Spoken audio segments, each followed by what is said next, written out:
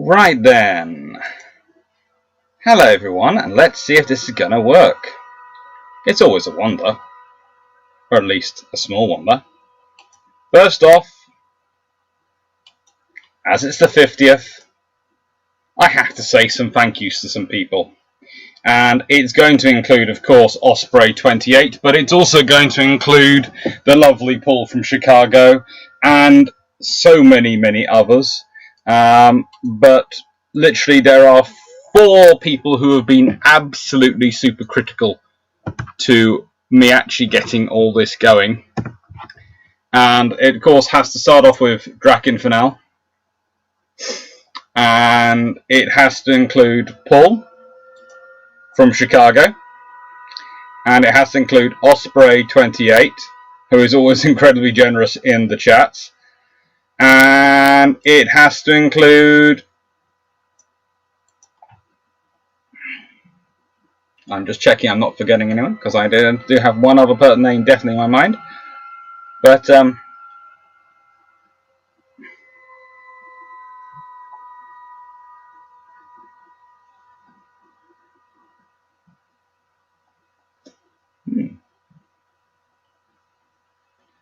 oh God, brain, don't freeze on me now. Jack Ray. So, has to include those 4, but also has to include all of you who turn up to chat. So, let's go through and let's see who's on here. Who's here this evening? We've got Yickers, hello. We've got Paul Johnson, Albert Zasky, hello. Jeff Beeler, hello. Vision, hello. Jailingworth, hello. Been reading Captains of the Old Steam Navy, Meccas of the American Naval Tradition. Oh, that is a good book. Interesting. The bio which I found most interesting was Commodore Perry's one, because I don't think enough is done about him. Tis Francis Fort, hello. Buck Prain, hello. Blue Shirt Buddha, hello. Jailingworth, hello again. Daniel Freeman, hello. And Jerison, hello. Ron Shield, hello. Bale Nora, hello. Martin Doherty, hello. John Scher, hello. Vice Admiral Nelson, hello, sir. John Scher, hello. John Emmert, hello. Stafford Thompson, afternoon.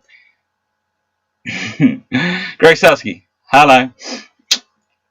Mark Sams, thank you. Hello to you, and hello Thomas Rottweiler, hello Jeffrey Indorf, greetings to Ohio, hello the plebiscite. Thank you for your recommendations on Stalin's Fleet book. It's excellent. It is absolutely, it's a wonderful book. I have it not far away from me at the moment, from memory. It's not far away. I might have moved it. No, I haven't. It is there. It is where I thought it was. But, you know, these things are all good. It's a very good book. Evening, Jim Heaton. Hello, Michael Rose. Hi, Eamon. Hi, Strub. The plebiscite. Can I ask what you think of the challenge by Andrew Lambert? I would just point out I'm biased because Andrew Lambert was my supervisor at King's College and he was amazing when I did my PhD. So I'm very biased when it comes to his works. So that's what I will say there. But I think it was quite good. Did enjoy it. But Andrew will forever have a special place in my heart for how he dealt with certain people when they went, but you're dyslexic, when I was doing my PhD. The raised eyebrow and the look at them as if the look at them which basically said, and you're stupid, so what? Which he would never actually say out loud because he's far too polite a gentleman, was worth so much. It was really a big shot of reassurance whenever I was having issues with people. So I'm biased when it comes to Prof. Lambert. I admit my bias, I own it, and I'm happy with it. Right. Hello to my family, all my little cousins who are watching, my lovely girlfriend, her mum, hello Anne, hello Eric, I hear her dad's also watching, and hello to my mum and sister who I think have just got in from the garden and are watching, but I'm not particularly sure. I know they will be watching shortly, but they have been replanting and organising flowers, so these things are quite complicated and they have their own timetable. Evening, Carl. Again, thank you for all your help. Evening, Adam Crow. Evening, Gordon Collins. Hello, Sitchin. Sorry. completely mangling your name there. I do apologise. Right. Hello, everyone. And so, this is working quite well. You will, some of you will have seen, I put up a picture earlier of how I've set things up now. And as you know, I have my mic on a lovely boom because the absolutely wonderful Paul from Chicago, who sent this all to me via the ever-useful Drac mail, that's how I call it when people send stuff to Drac because they have his address and he drops it off to me. It's called Drac mail. Anyway, so this has all arrived, and I've got it set up, and so I have it on the boom, and the boom comes out towards me, about as far as I like. But I don't have it too close to me, because I like to rock in my chair, and when I have it too close to me, I have been known to go head forwards and bash into it. So this is why we keep it back. But I have fridge-chilled iron brew,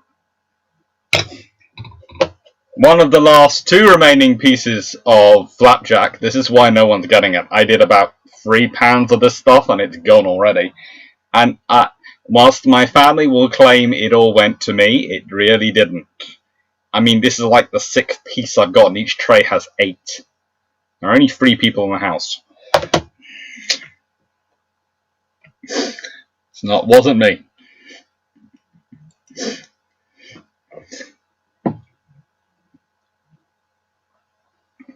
The Fluffy research assistant is doing very well. He's had a haircut, so he's feeling nice and free and very happy. Hi, Kevin. And hello, Night Heron Production.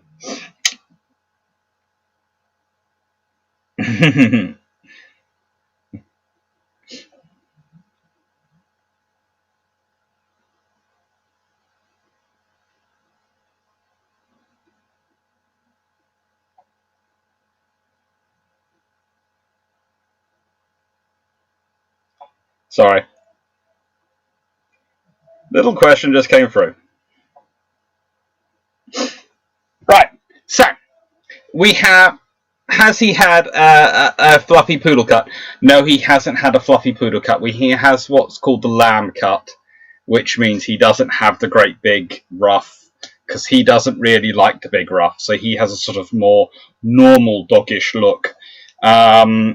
Which is what he sort of grows into, and then he looks somewhere in the region of a big woolly Labrador at some point once. But he came to say that.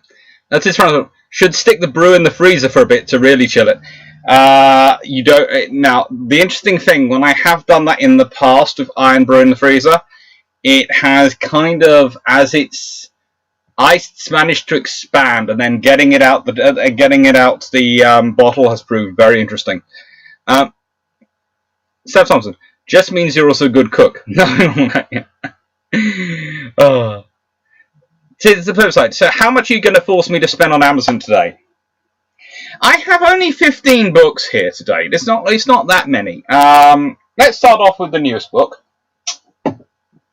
This book actually arrived this week. And there's a reason I have it in this week's versus the Top Trump week. It's Brassey's Naval Annual, volume 1923. And it's produced by a little company I've only found on Amazon. And the book's originally published in 1923, but as you can tell, this is not published in 1923. This is printed very recently. In fact, this is printed a few days ago. So it has the new book smell, and it has everything in it. It's beautifully produced. Let me just check the pictures are showing it. It is absolutely wonderfully produced. It's got all the advertisements in. It's got all the write-ups of the various nations in. But what it's got is, most of all, which is really interesting, are profiles of ships. And you can literally flick through here, and every single ship in the world in 1923, capital ships, cruisers, all these are included. Now, and a few other ships, and a few merchant ships. Some of them are filled in, some of them honestly aren't. The reproduction quality is not particularly as great in this bit as it could be in the other regular ones, and I do have some original Brassies I can show you, but this is far cheaper and far easier to get hold of. It still has things like all the lists of tonnage and dimensions and all the qualities that you can list. Basically, it is the ultimate tech guide to its period. Now, a while back, someone brought me up because I said, well, Jane's is a British one, Brassies are the American one. And people pointed out that Brassies are published in the UK. They are. But the difference is Jane's is very much published for the British market at the time, which is very much factual. We just want the facts, the pure facts and nothing but the facts. Brassey's is more what I would call the American market at the time, in that it is looking to give you more than just the facts. It gives you the stories as well.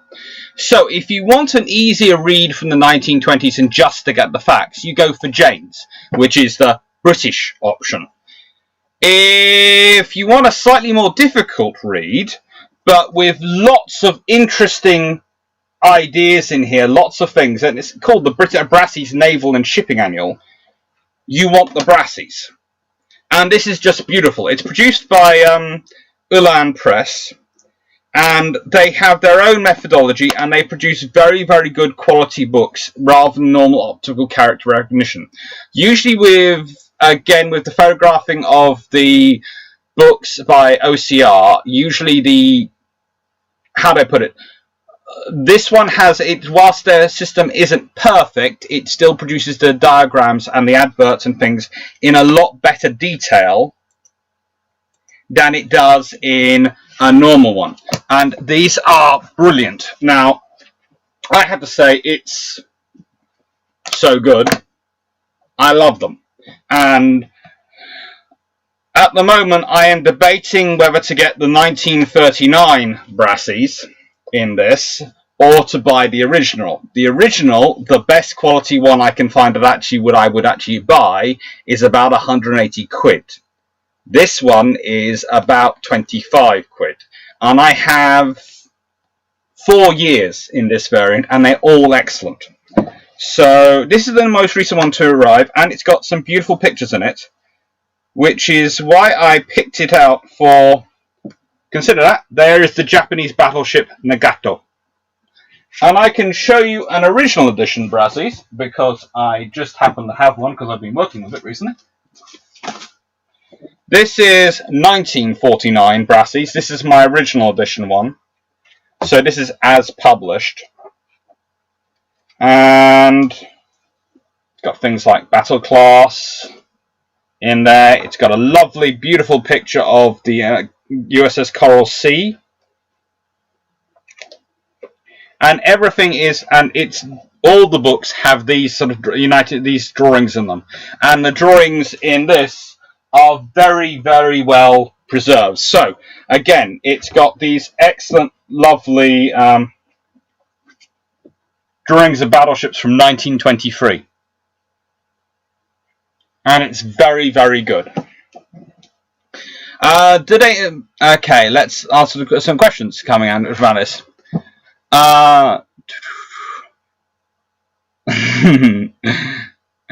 Sure, Mac, just packing up for a trip. Downloaded all the bilge pumps I haven't listened to.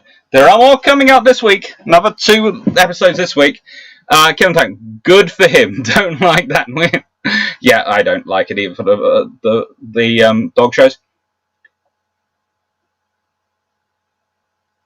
Jerison, only 15 is a new record. Well, I've started off with 15 on the list. Whether I keep it to 15 is in around. It's already got the 16. Vision, I have that in the PDF format. It is good. Plebiscite, $24.99 on Amazon mode. It is a lovely book. They're actually, what I find, these nice people, they do print them quite quickly. So if it's out of stock, it usually comes back in stock very quickly. And they've been known to, how do I put it? One of the interesting things about them is you can track down the press themselves and contact them directly. And that's how I found out about the 1939, because I emailed them directly myself. and they've said they're prepared to do it in 1939 for me. And if they do, I might well order 2 and send 1 to Drac as well. Because, frankly, they're very nice, they're very well done, and for Brassey's, the originals, which come up quite rarely, and I know, because I've been hunting them down, and I've managed to get about 8, these are far easier to get a hold of. And if there's one question come, which is, do they have the 1880s and 1890s Brasseys in print form? You can get them. I think again you need to email them to order them, but they will produce it because they've got all the files on there, and they will literally print off a run of 1 or 2 books. They're quite happy if you're ordering one, they'll print off a run of 10 books because they'll presume other people will buy them. They are very, very nice people. The Ulan Press.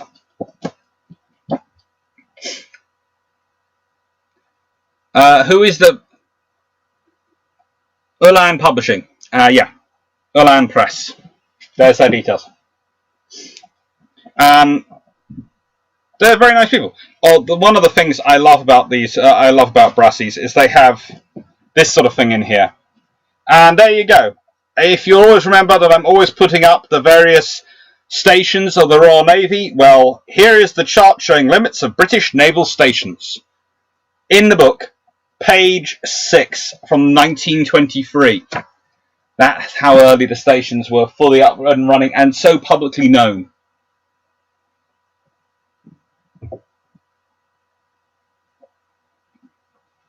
Jasuvia, is it better to have ship classes to be divisible by 3 or 4 for deployments? And is it good to have different ratios for larger ships, more FG compared to small ship corvettes? Usually I would say if you're looking at the rule of 3 is what I would normally go for. If you're basically UK and you're talking about maintaining one in the Pacific permanently and you're basing it from home, not forward basing it, then you probably need 4. But if you're not forward basing it, if you're forward basing, you can sometimes make do with as little as 2. If you're not forward basing but you're deploying to moderate range, you need 3. And if you're deploying to long range and you're not forward basing, you need 4.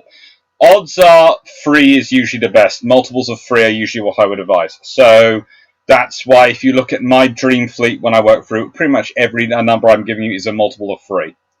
Because it makes sense.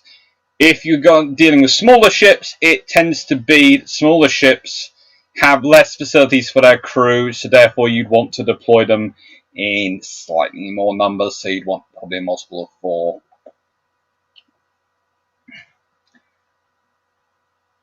Jennifer, do any of these appear in electronic form, Dr. Alex? Space and Premium is an establishment. I'm not sure, but again, you could have a contact, probably have an email chat with Ulan, and they might well say, yes, we will do some Kindle. They are, as I said, they are very, very nice people.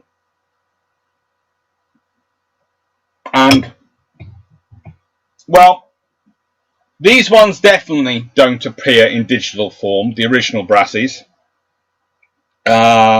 They stopped publishing them a few years ago, and it's a shame because, frankly,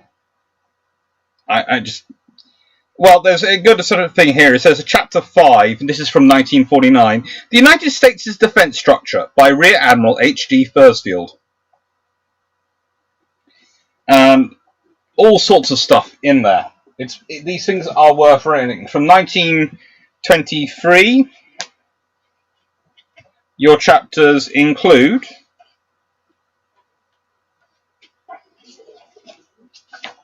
once you get through the advertisements.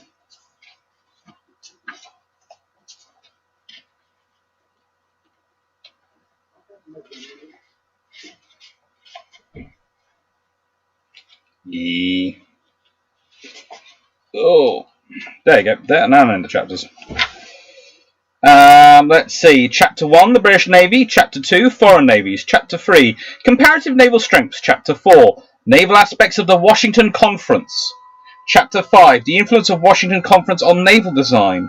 Chapter 6, The French Navy in the War and After the War. Chapter 7, Cruisers and Naval Warfare. Chapter 8, Sea Power and Air Power. Chapter 9, The Material Resources of Naval Defense. Chapter 10, Strategic Problems of the Pacific by Archibald Culbrecht. And Chapter 11, The Principles of Imperial Defence. Chapter 12, The Royal Corps of Naval Constructors, by Sir Eustace Ironcourt, former DNC at this point. Chapter 13, Retrenchment of Officers. And they also have a merchant shipping section, an appendix to the naval section, an appendix to the merchant shipping section, and profiles of British and foreign warships. These are absolutely beautiful Bibles. They are full of lovely information, and it is something which is amazing to read. And yes, if you can afford to get the whole collection in these, you're very lucky. And sometimes they are going for a steal, in which case, snap them up. I know I do. But if you can't, because most of us can't, these are very, very good. These are your 75-80% solutions. They're not quite the same as this, but because for starters, they are much, much thicker. Much, much thicker. But they are very good quality.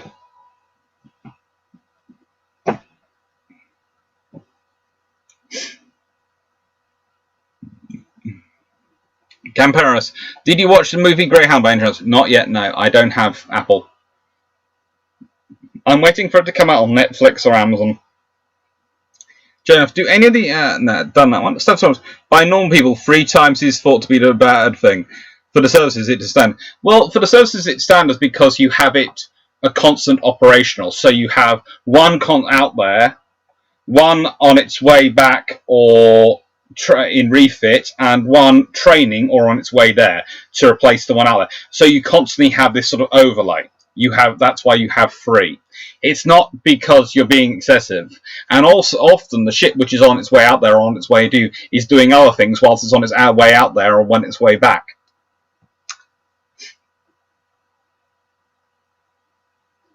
Tom Trotman, there's a selection of original Brassies on eBay for about £25 to £30. There are, and sometimes those are very good ones, but I once got one which was about £30, and it said it was in very good condition, and they'd cut out the pictures at the back. Now, it's still useful for me, so I've kept it, but it was kind of missing quite a crucial, quite a fun part, so that's why I'm a bit careful with some of the older ones. Because there was a whole generation of collectors who like to take out the bits at the back and mount them on the walls as some cool things.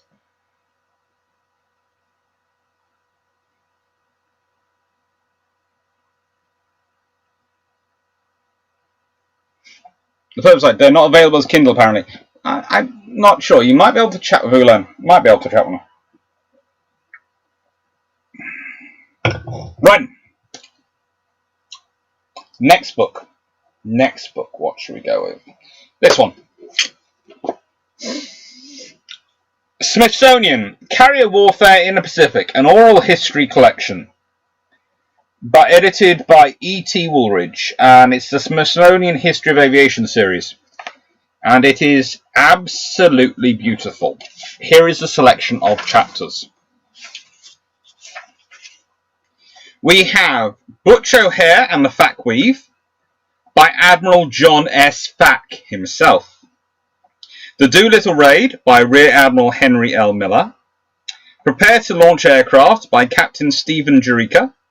The Lexington and the Coral Sea by Vice Admiral Paul D. Strew.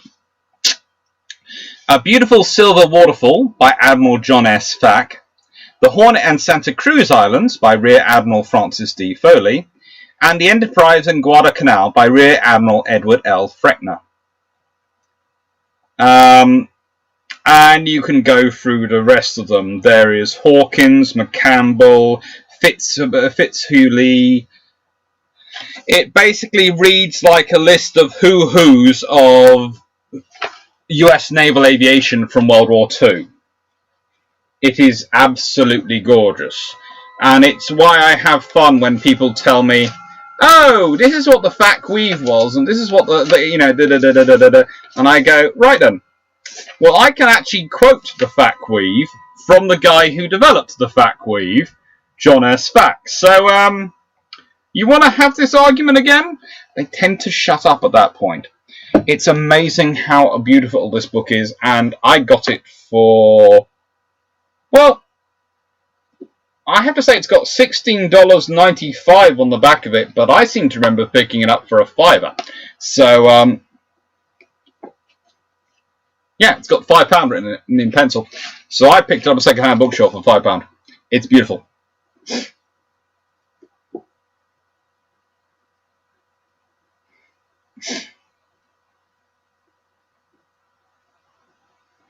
Steph Thompson, can't blame them. They are nice pictures.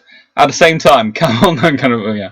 Hi, King George V. Thank you for your comment on the thank you video. Thank you for that one. It was very nice of you. I know I meant to reply, but I forgot to earlier because I was dealing with cooking lunch. Website 2424 on Amazon.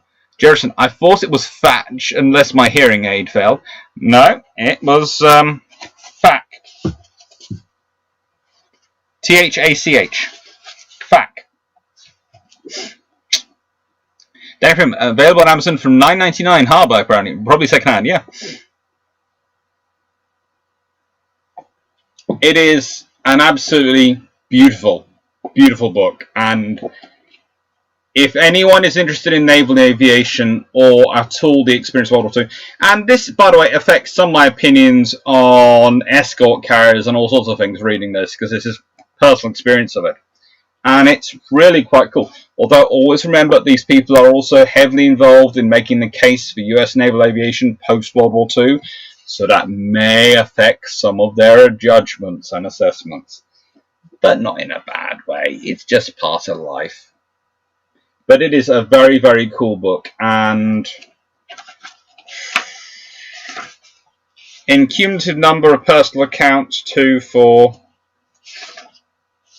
6, 8, 10, 12, 14, 16, 18, 20, 22, 24, 26, 28, 30 personal accounts, including Spruance, Mitcher and Task Force 58 by Admiral Arleigh A. Burke.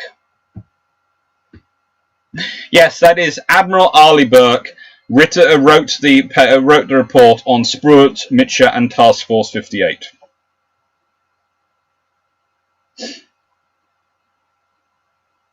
It's just cool.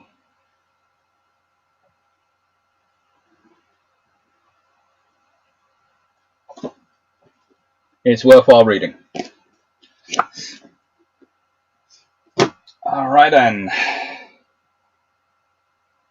Before getting into the really fun ones, I must go through this collection. Alright. These are fun though. These are very, very fun.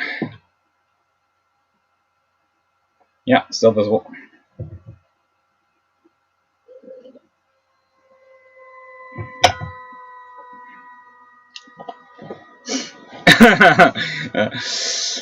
The episode running total after 2 books, £49.28. Isn't that because Mitcher died very soon after war? Yes, looking at photos of him, he looks closer to 18 than 16 in the late war. Yeah, he does. Both him and neither him nor Spruance are really up to much late after the war. I think Mitcher does die quite soon, but Arleigh Burke writes it, and let's go to page 155.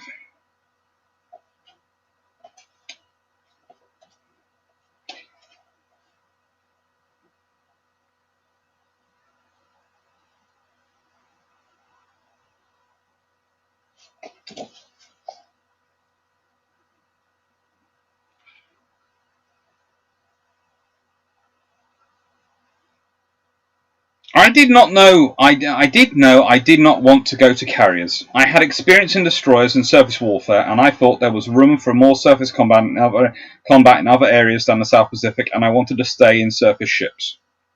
Nonetheless, my squadron eventually caught up with the fast carrier task force, and I went by High Line to Lexington. I didn't have any gear but a briefcase full of papers and a sea bag when I came across. I reported to Admiral Mitcher, and he said very little, except to offer me the use of his cabin to rest up. So I took a shower, went up to the flag bridge as soon as I got dressed, and said I was all set to go. I didn't want any sleep. The Admiral said, "Well, You're on the job. There was a strained period between me and the Admiral, because neither one of us liked the idea. Admiral Mitchell certainly did not want me. I found out later, too, that Admiral Mitchell had protested taking a non-aviator as Chief of Staff. He had a good Chief of Staff, an excellent one, and Admiral King told him to do it anyway. He didn't want anything to do with me. He had made up his mind. I think that he was going to bypass me. He would keep me there as a figurehead for surface actions and things like that. Maybe he would use me. But normal Chief of Staff job he was going to do himself, and he certainly knew how. So I studied my tail off, and I asked questions. I talked to all the people on the staff, asked them how they did things, about their communications procedures, doctrines, dispositions, the whole ball of wax. I talked to the air group commander, who explained what airplanes did, how they formed up and what they had to watch, and their communication setup, the whole damn thing. Then I talked to the squadron commanders and some of the pilots. Although I didn't know it at the time, Admiral Mitchell had a very good system of talking to the senior pilots of the flight every time a flight came back. That was very good, and I'd listen to them.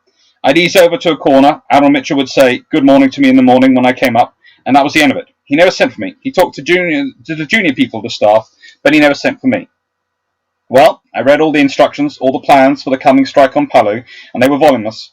In looking at these plans, which were an inch and a half thick, tremendous volumes of full detail, I realized how complex this carrier war could be. They hadn't even had a real carrier task force before. The carriers had nearly always acted singly. When several carriers had operated together, it was sort of a mutual cooperation exercise. They would exchange information ideas, but very seldom was there over 2 or 3 carriers at a time, and they operated on an ad hoc basis, primarily to avoid interference with each other's operations. On 1st March 1944, they had formed this fast carrier task force and put Admiral Mitchell in command. He had 4 task groups totaling 11 carriers and all the supporting ships, battleships, cruisers, and destroyers. On our way to strike Palau, an incident occurred that helped to break the ice a little in my relations with Admiral Mitchell. On 29th of March 1944, we got some very heavy attacks from enemy air from Palau. Torpedo planes were about to attack, and nobody had given any battle orders to the task force. So I went over to the TBS and directed the whole task force to come to a specific course to thread these torpedoes and prepare for attack. Of course, they could see it, and it was prepared, and were already prepared for attack. But I felt I had to check it. We didn't get hurt, although these torpedoes came close. Right after that little first attack, I went over to stand by Admiral Mitchell because I was sure I was going to catch hell. He probably hadn't said 20 words to me for the last 3 or 4 days, and he looked at me and said, "Captain, it's about time," which meant it was about time I did something. I'd taken charge, and that was all right with him. I knew then if I were to become an adequate chief of staff, I'd have to make the moves, and they'd better be right the first time. I think this section by Arleigh Burke should be actually, in my world, would be required reading for every single senior officer of the rank of lieutenant commander and commander who's going up to become chief of staff of a senior officer. I think it would have to be required reading because that is what you need to do. Hi, Kai Anderson. I think a lot of questions are coming. I'm not sure if I missed that one. Let's see.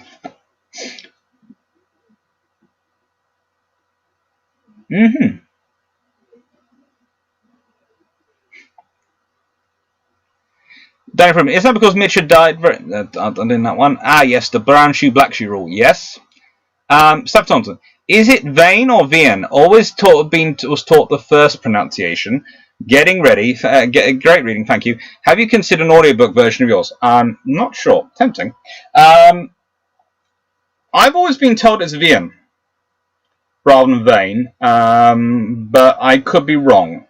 The person who told me Vian was the guy who was the son of one of the tribal class captains, and that's what I go with. But I do admit that it could be wrong because sometimes I've heard in Admiralty people go Vane and some this sort of thing, so they could be right. But I know in the tribal destroyer world, it's Vane. Who is the book talking about? It's Arleigh Burke talking about Admiral Mitchell, Frederico Vogo. It's literally Arleigh Burke telling about his experience when he came into ground. And the book is Carrier Warfare in the Pacific, an Oral History Collection. And it has accounts from Admiral John S. Fack, Arleigh Burke. Basically, the list goes on. Fitzer Lee. This is a wonderful book. If you are interested in naval aviation, if you're interested in naval operations and naval warfare in World War II, this book is just amazing. Hi, Frederica.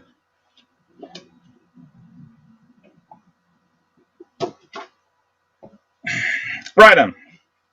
So,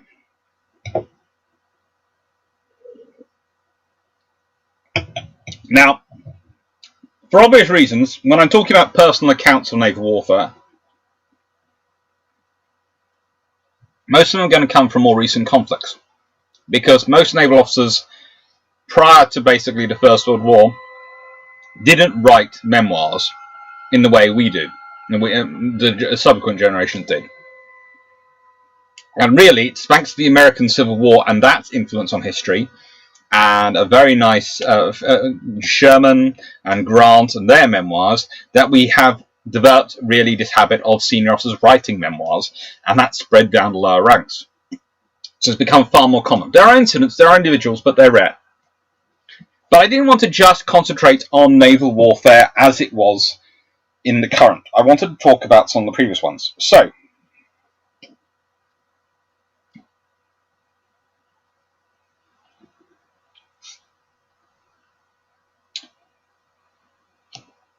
this is Warfare at Sea, 1500 to 1600, Maritime Conflicts and the Transformation of Europe by Jan Glete. Now, this is one of the books. Seapower and Naval Warfare, 1630 to 1830, by Richard Harding. And Naval Warfare, 1815 to 1914, by Lawrence Sondhans. Now, these three books are absolutely beautiful if you are studying these periods. Look, you can start off with Nicholas Rogers' Command of the Oceans.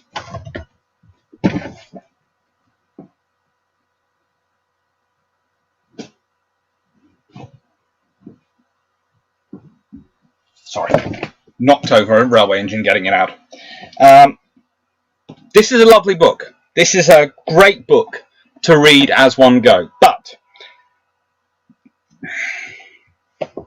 if you want to move on from this, if you want to advance your study of Age of Sail and how it evolves into the Ironclad Age and ends up into the Dreadnought Age and the beginning of what we call the modern age of naval warfare, these books. There are three of them. They are beautiful and they are very, very useful. They are incredibly useful.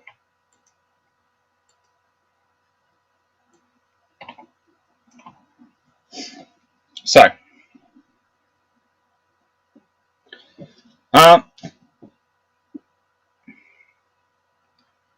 Steve Thompson, rather than filling torpedoes with high explosive, would it have been more deadly to put mother-in-laws in them? Well, whilst I don't have a mother-in-law, I have to say my girlfriend's mum is absolutely lovely, so I don't think so. I think she'd be far too nice. HE is probably better.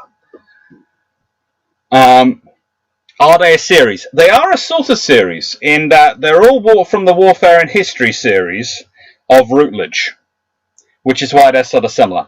And they are lovely. They are Warfare at Sea, 1500 to 1650, by Jan Glete. Autofocus and deciding to pick today again not to work out. I'll work that well. It's working great when practicing. Seapower and Naval Warfare, 1650 to 1830, by Richard Harding. It seems to be better as long as they don't have different size text. If it can focus on one size of text, it's fine. And Naval Warfare, 1815 to 1914, by Lawrence Sondhans. And they are lovely, lovely books. And basically, start off with Command of the Ocean, and then work into these, and you will have a great understanding of Age of Sail. If you can combine it with the Nathaniel Drinkwater books, which I have gone on about in the past and explained about, you'll be really laughing. They are lovely, lovely books, and they do help.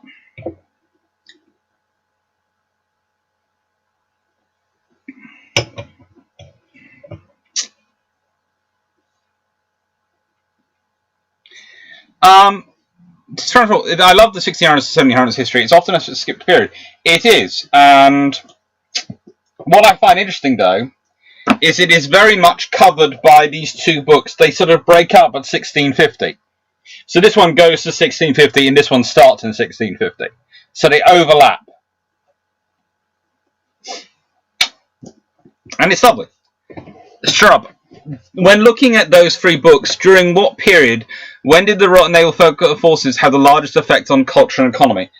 I'd say on economic impact, they've always had a massive impact on that, because traditionally, for a navy to be operated, you need the defense of sort of a level of centralization, a level of logistics, a level of infrastructure, which is far greater than you need to support the traditional army in any particular period, mainly because of the navy's main particular issues. Culturally, though, you're looking at probably the 1700s.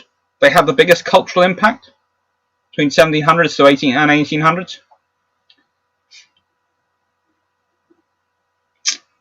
Why 1650? It's a very good year. Mostly, I think it's, I would say that, to me, this is sort of covering what I would call the Second 100 Years' War, give or take a bit. And this is the period before the Second 100 Years' War. So this is sort of the emergence of navies as we'd understand them today. Has the Battle of the Armada and all sorts of things in there. And this is navies getting more and more professionalised and what they're evolving into. And it doesn't just cover the Royal Navy, it's covering all the navies. It's talking about the French, the Spanish, all sorts of things. And this covers the 9 Years' War, the War of the Spanish Succession, 7 Years' War, and then all the stuff which comes afterwards. It's very, very cool. And then you have this thing, which is 1815 to 1914, and you can tell why it's from 1815. It's basically dealing with the end of the sail age and up to the dreadnought age.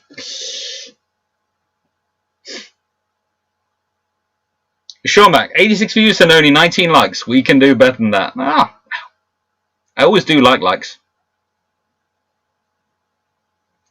Jerison, my mother-in-law is too lovely to put in a torpedo. Father-in-law, on the other hand, again, I seem to be lucking out. Both Eric and Anne are lovely. Paul Johnson, I don't know. 4 books for the price of 4. Well, I do try to help you out. I'm trying to help your bookshelves out here. This is my thing. Quality for the bookshelves is what I'm after.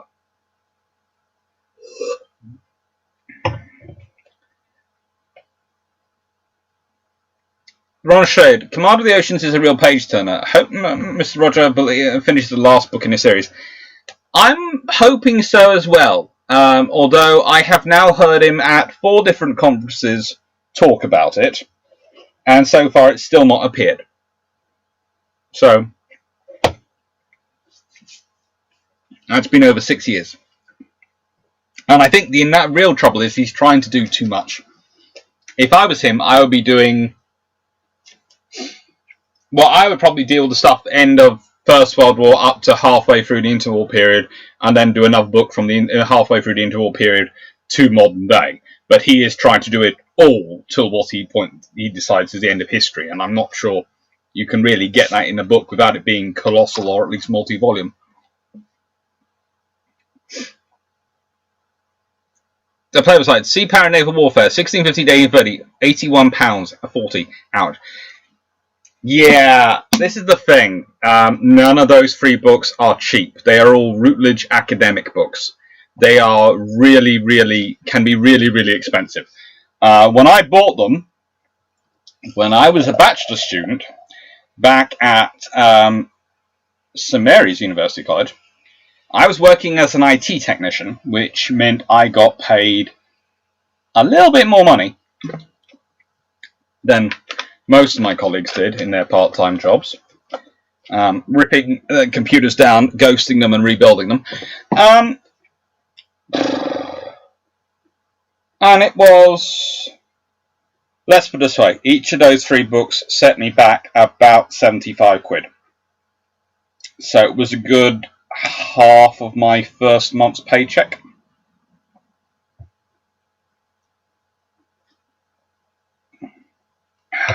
Luckily my hours went up, otherwise my book habit would never have been able to keep going. Can you put the book titles and authors in this video's description so I'm going to go back later to the stream and buy the book? They are. The book titles for all 15 books which I was planning to do are all in the description. So all 15 books should be listed down below. If you go to description, you should be able to click in and see them, and all 15 will be listed. So you can actually see what books I'm going to be talking about in a second. Giant, both of my in-laws are wonderful people, and my parents like my wife more than they like me. Yeah, I have a feeling that might happen with my family. My girlfriend's very lovely. I'm a little bit more of a acquired taste. Daniel, are you sure you shouldn't get like IKEA to sponsor you given how many bookcases you mean we only need to get? Considering the amount of IKEA bookshelves I have, including this behind me, that there, those, all 4 there, the ones in there, the ones down there, that, yeah, IKEA and me have a long-running relationship. Their bookshelves are lovely. Daniel, is Rogers the R.R. Martin of Naval History World? Yes, he is, and 100% he is. You're never quite sure when he's going to finish. He does massive projects. Vice Admiral Nelson, who would deserve the title of Best Admiral of the British-Dutch Wars era? My candidate would be De Ruyter, Prince Rupert and Tromp in that order.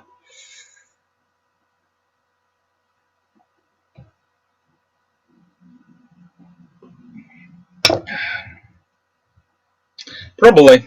Although I might reverse Tromp and De Ruyter, because I like Tromp. Sub Thompson. Thoughts why the LHD aren't more widely used by mid-sized navies? Seems like a golden goose to my me operationally speaking. It's because people are idiots, but also they are quite expensive because they are quite complicated. So whilst a lot of navies are now going down that route, a lot of navies have to be persuaded to go down that route, and it's quite a big jump. If you're jumping in, it would actually almost be easier to build a small carrier first than to build a small LHD first. Pretty much you need to find a decent design you can buy off the shelf. And the trouble is there aren't that many going. Actually, I think this is the interesting thing. If there had been a British LHD design pursued for Albion and Bulwark and an ocean replacement, you can guarantee the Australians would have probably bought it rather than the Canberra class. Well, for the Canberra class. And you would probably have seen more navies buy it, because it would have been probably a little bit bigger and a little bit, how do I put this politely? I love the Canberra class. I love the Spanish design they come from. I think it's very functional. But I also agree with Drac that there is a point at which it's quite ugly. And the British tend to, when we design the ships, especially some of the modern ones, admittedly, the Queen Elizabeths have 2 islands, which I know is a bit weird, but we have a functional reason for that. Look quite good. And the Queen Elizabeths, if you're looking front on, look very good. And if you can ignore the Twin Islands and the weirdness of that inspires in most people, they look very good. And if they have the Twin Islands, you can sort of understand that, and you can forgive them for that. I'm not sure I can forgive the Spanish designers for the box stacked on top of the hull. It just looks like you ran out of organizational steam or something. Abazaki, you should have a deal with Amazon. You can your own store page where you would propose books and get a cut of the sales. We can always hope. That would be lovely. Steve Thompson, why no stainless steel ships as superior in strength and corrosion to salt water compared to carbon steel? Very, very expensive and very difficult to weld into shape. Basically, stainless steel as a rule, I've seen correct. Paul from Chicago, are you saving battleships in transition for the 100th episode? I'm saving a fair number of books for the eventual 100th episode at this rate. Actually, you know, this is only the 10th episode of Bru Ships. It's the 50th live, but it's the 10th episode of Bru Ships. I'm not sure what the 100th episode will be. The odds are it won't be a Bru Ships, working out because I do roughly 3 lives a week. Admirals George Rock and John Bart were born in 1650. That's a nice reason to say it will stop there. Jirishan, there's the French and Spanish LHD. Yes, the French Mistrals are also quite cute. But please notice I use the cute. They are nicely designed, but they are very small. But they suit the French way of amphibious warfare. But this is also my point when people say that the Royal Navy, France only has 1 aircraft carrier. Why does the Royal Navy need 2? The French have 3 LHDs. Okay, so the French actually have 4 aviation ships. The British have 2.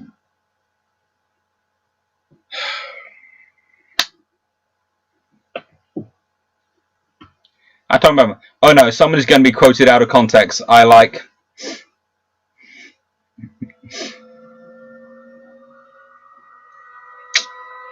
Dishonorable. I've always been skeptical about the QEs, but they are good-looking ships. Mr. Maverick 32. I can't see Canada pursuing LHDs or smaller carriers anytime soon. Barely seem to like submarines. The thing is, actually, submarines are quite useful for Canadians. I can understand them necessarily not going for an LHD design, because what they really need is something which is a smaller force they can carry. I can understand why they're gone for the Wolf design, because I would have made some slight modifications to it, including making sure that each one was carrying a company of Royal Marine equivalents. But, you know, that's just me, and worrying about Arctic warfare.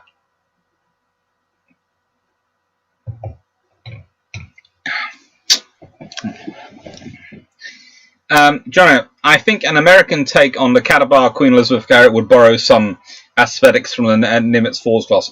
Probably would, and not most likely it would be nuclear powered, so wouldn't need the twin. It would probably could afford to move the forward island back and raise it up, so it would still have the same forward view. Whereas the British have built the forward islands quite low down because of passing underneath the Forth Bridge, and so you've got 1 forward and 1 aft because you've got 2 funnels going up anyway.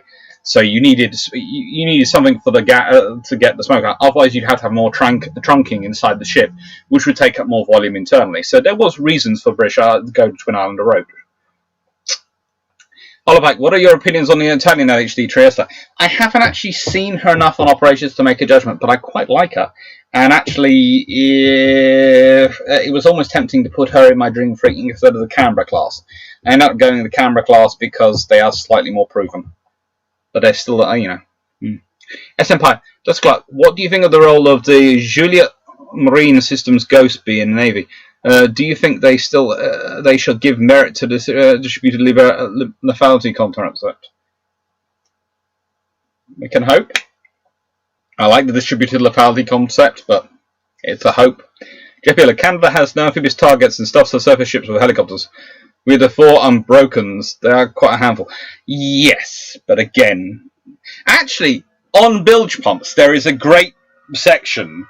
I'm not sure. I think it will be coming out on Friday next week, where we go into how we would have fixed the problems that the British, the Australians and Canadians seem to have with procuring of ships and procuring for the Navy, because there is actually a very simple fix which you could have done, which would have made it far stronger for the Free Nations.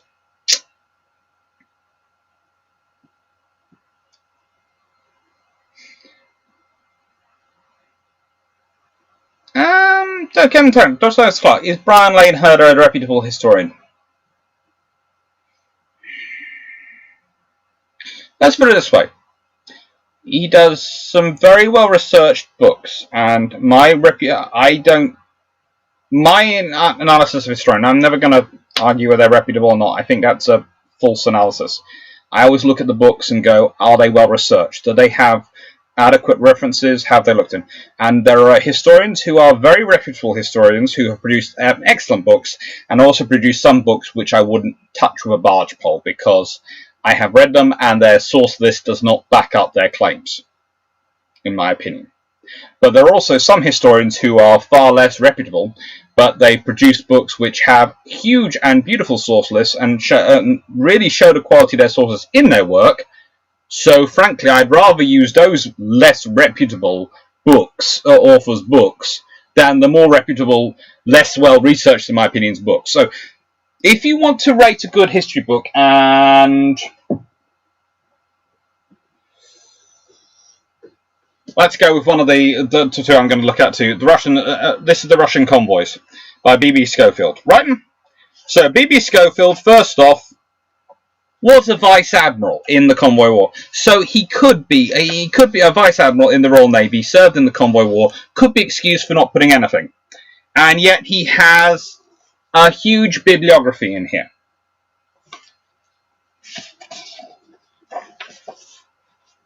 With lots of different people in there. So a vice admiral and a naval officer who was involved in the Convoy War the whole way through could be excused for not putting anyone's in there, but actually he does. So I would rate this book. Angus O'Sonnell, how long is your average barge pole? About 20 to 30 feet. There's usually a 10-foot one, but you know.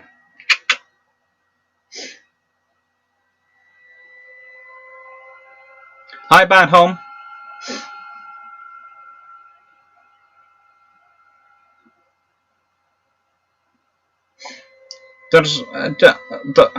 Daniel from Axon Clark, Jeff Beeler. You could see about getting some of the Gurkha contingent police from Singapore for the RCN. Ooh, that'd be cruel to the Russians. Cameron, I do wish the RN would have gone Cadabar for the Q class. I don't. As I've said, in the nicest way, if you're only operating 2 ships, and the original idea, and I still hope, is that we will get some LHDs down the road, and you can operate the same air group from all 5 ships, then that is far better for a medium-sized navy than having 2 ships which have the perfect solution. Cadabar is the better technical engineering solution. It's not necessarily the best fit for you. And that is the thing. We have to understand that there is sometimes a better fit for you. If you're right, for the French, look at their problems with their air groups. In that they've got the 3 smaller Mistrals and they've got the Charles de Gaulle. All 4 ships, they've got 3 air groups for 3 of them, which are interchangeable, and 1 ship, your carrier, which can't take the same aircraft. And they can't operate aircraft for each other. If you had 3 LHDs, which were Vistol capable, and the ski ramps, and you had a Vistol carrier for your Charles de Gaulle, you would have 4 ships which could all operate various levels of the same aircraft in their own tailored air groups. So you would, so if your carrier is out of action, you could operate an LHD in a sort of carrier role. It wouldn't be as good as the regular carrier in it, but it could do it. And if your LHDs are all out of service, well, you could operate your carrier in the amphibious role if you needed it, because it could do it. This is the point. It's far more sensible for a medium power to think about interoperability of air group between its ships than it is necessary for a larger power which can afford to have a whole fleet of carriers and a whole fleet of LHDs and keep the 2 separate and have tons of them. And Tom Bell, requeue, with the requirement for ski jump and where it is, having a forward island is not as disruptive as if she had catapults. Yeah.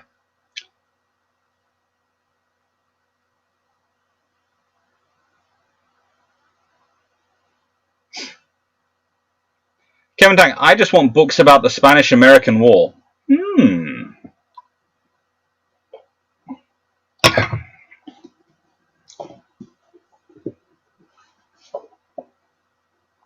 Naval Warfare, 1815 to 1914. By Lawrence Sondhans.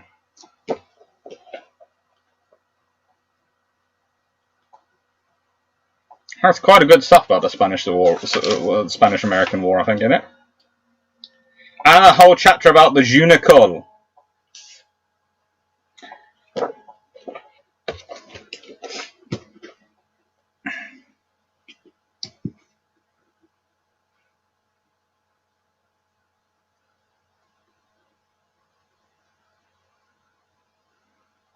Jeff Miller just finished the bombardment of Paradise about what happened at Valparaiso in 1866. Failure of local UK diplomat more concerned with protecting Spanish civilians hung RN out to dry. That does happen occasionally. Most of the time the system works. but sometimes it doesn't. And usually the system does make sure that those particular people, when they do it, they might succeed in hanging the RN out to dry, but they don't tend to go far themselves in their career.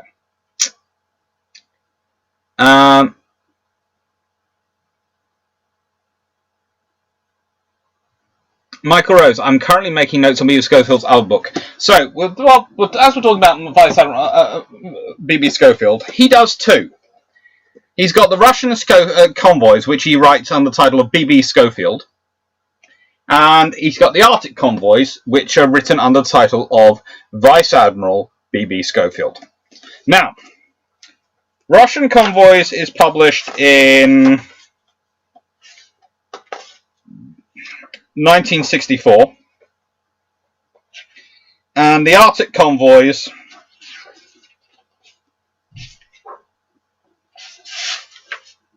is published in 1977. So there are 13 years between this. And basically what happens is he writes this book, and he likes it. But he goes away and does more research, he gets even more sources, and he produces this book. And this has one of my favourite pictures of all times on it, because it has a lovely picture of, isn't she cute, a tribal class sitting on the front. And she is gorgeous. And he's written lots and lots of books. And it has all sorts of maps and drawings.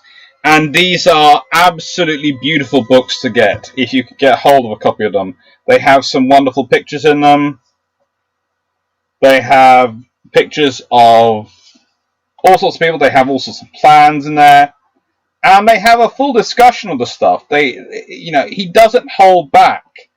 He is an officer who was very much involved in what was going on, and he's built upon it to study it in depth and to produce a lot of information. Alright. So, books by B.B.Schofield. If you're interested in convoys, if you're interested in fighting this sort of war and understanding about the Arctic warfare, again, if you are anyone who's considering the options of maybe ending up fighting the Russians in the very, very cold parts of the world, which are higher up on the planet's surface, or if you're Norwegian or Canadian and just have to operate in them regularly anyway, these are very good books to read. And there's the classic facts in here about things like, by the way, Aztec doesn't work that well when the water starts to freeze up. It causes all sorts of harmonic issues. And by the way, we have the same problems with modern sonars. Hey! Ison sonar doesn't work great because it affects how it goes through the water. Oh, yippee days. Actually, what they found in certain months of the year, when there was enough ice around, it actually made the sound go farther, so they could actually hear the submarines when they were further away, which was great. But sometimes in the year, it would move the sound around and cause it to all over the place, and you might not know, the submarine might seem like it's in one direction, actually be in the other direction, because it's the way it's reverberating. Which is why in the end, they just start pinging away at anything. And blasting everything first. Blast first, ask questions later. Works quite well.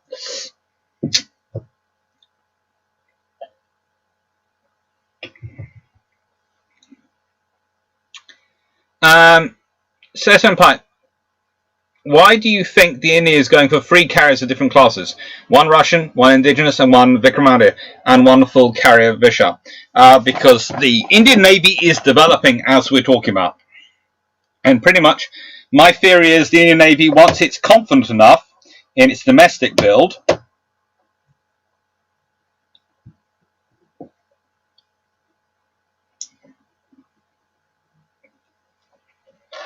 will start building more. And it will slowly replace them with indigenous. Like the Chinese are doing.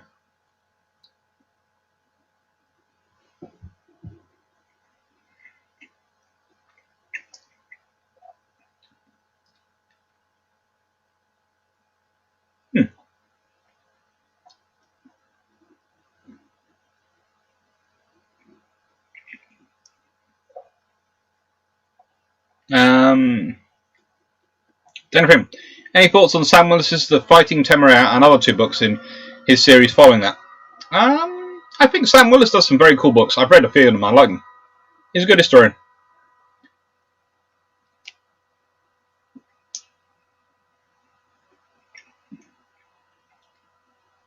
It's wonderful. Were the French were going to have a QE class ship themselves, but there was issues having a QE class with a nuclear engine. Not really. The QE class were designed to have a nuclear reactor to power their engines by an electric drive. That was the plan.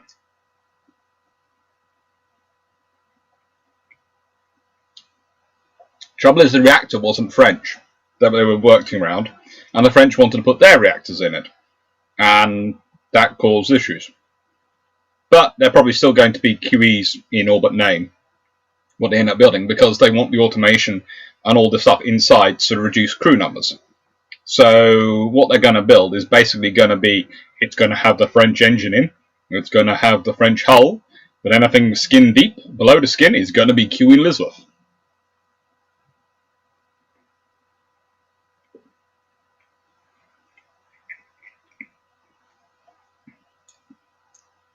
Listen, Pipe. Wouldn't they have been better improving and mastering Vikram radio design before attempting a full cabal? When you're competing with the Chinese, you're racing for it first. The important thing for the Indians is to get there first. Not necessarily to get there well, but to get there first.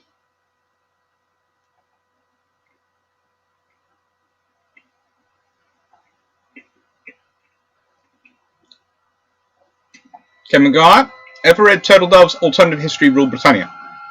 I think I've got it in. I think I have read it, and I think it's downstairs in one of the shelves downstairs, but I can't remember which one.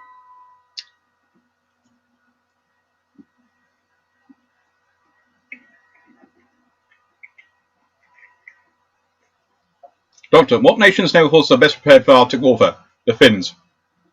Without doubt, the Finns.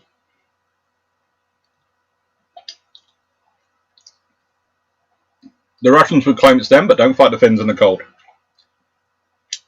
They will do you over.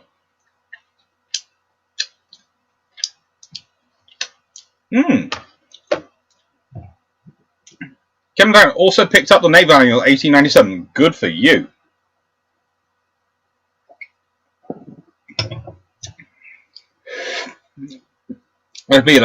Sadly, after Valparaiso, the RN Admiral was quickly retired, and the diplomat has a long career, but in Iran, more suited to him.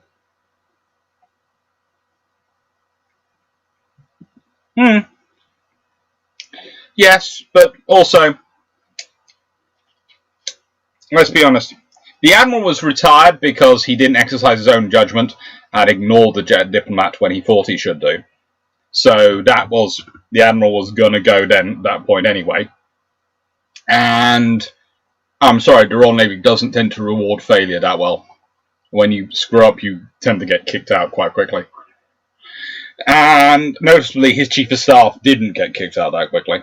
He served quite a long time, so it wasn't felt that he had been involved in the failure either. And being posted to Iran at this point in that period in history is not particularly a nice posting. For a diplomat, that's kind of being evil.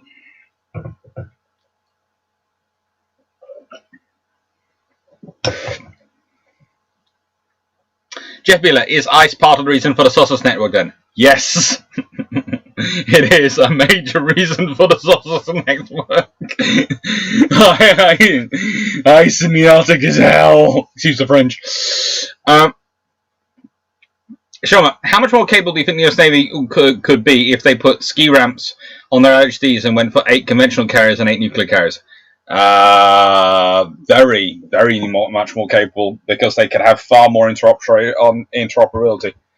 They would have far more effective LHDs, and they would have far more effective. They'd have more carriers. But as I said, I think in the bilge pumps that's come out and been talked about. The trouble was, I think if they actually buy any conventional carriers, they won't get any more nuclear carriers. And the trouble is, they need nuclear carriers for their particular way of waging war in the Pacific. So they're in a catch-22. They know that they need conventional carriers if they want to keep up their numbers, because that's the only way they can afford to. But they also know that they need the nuclear carriers for one of their major missions. And if they try to get a mixed buy, politicians will just go, "Oh, they're both called carriers. We will buy the cheaper one."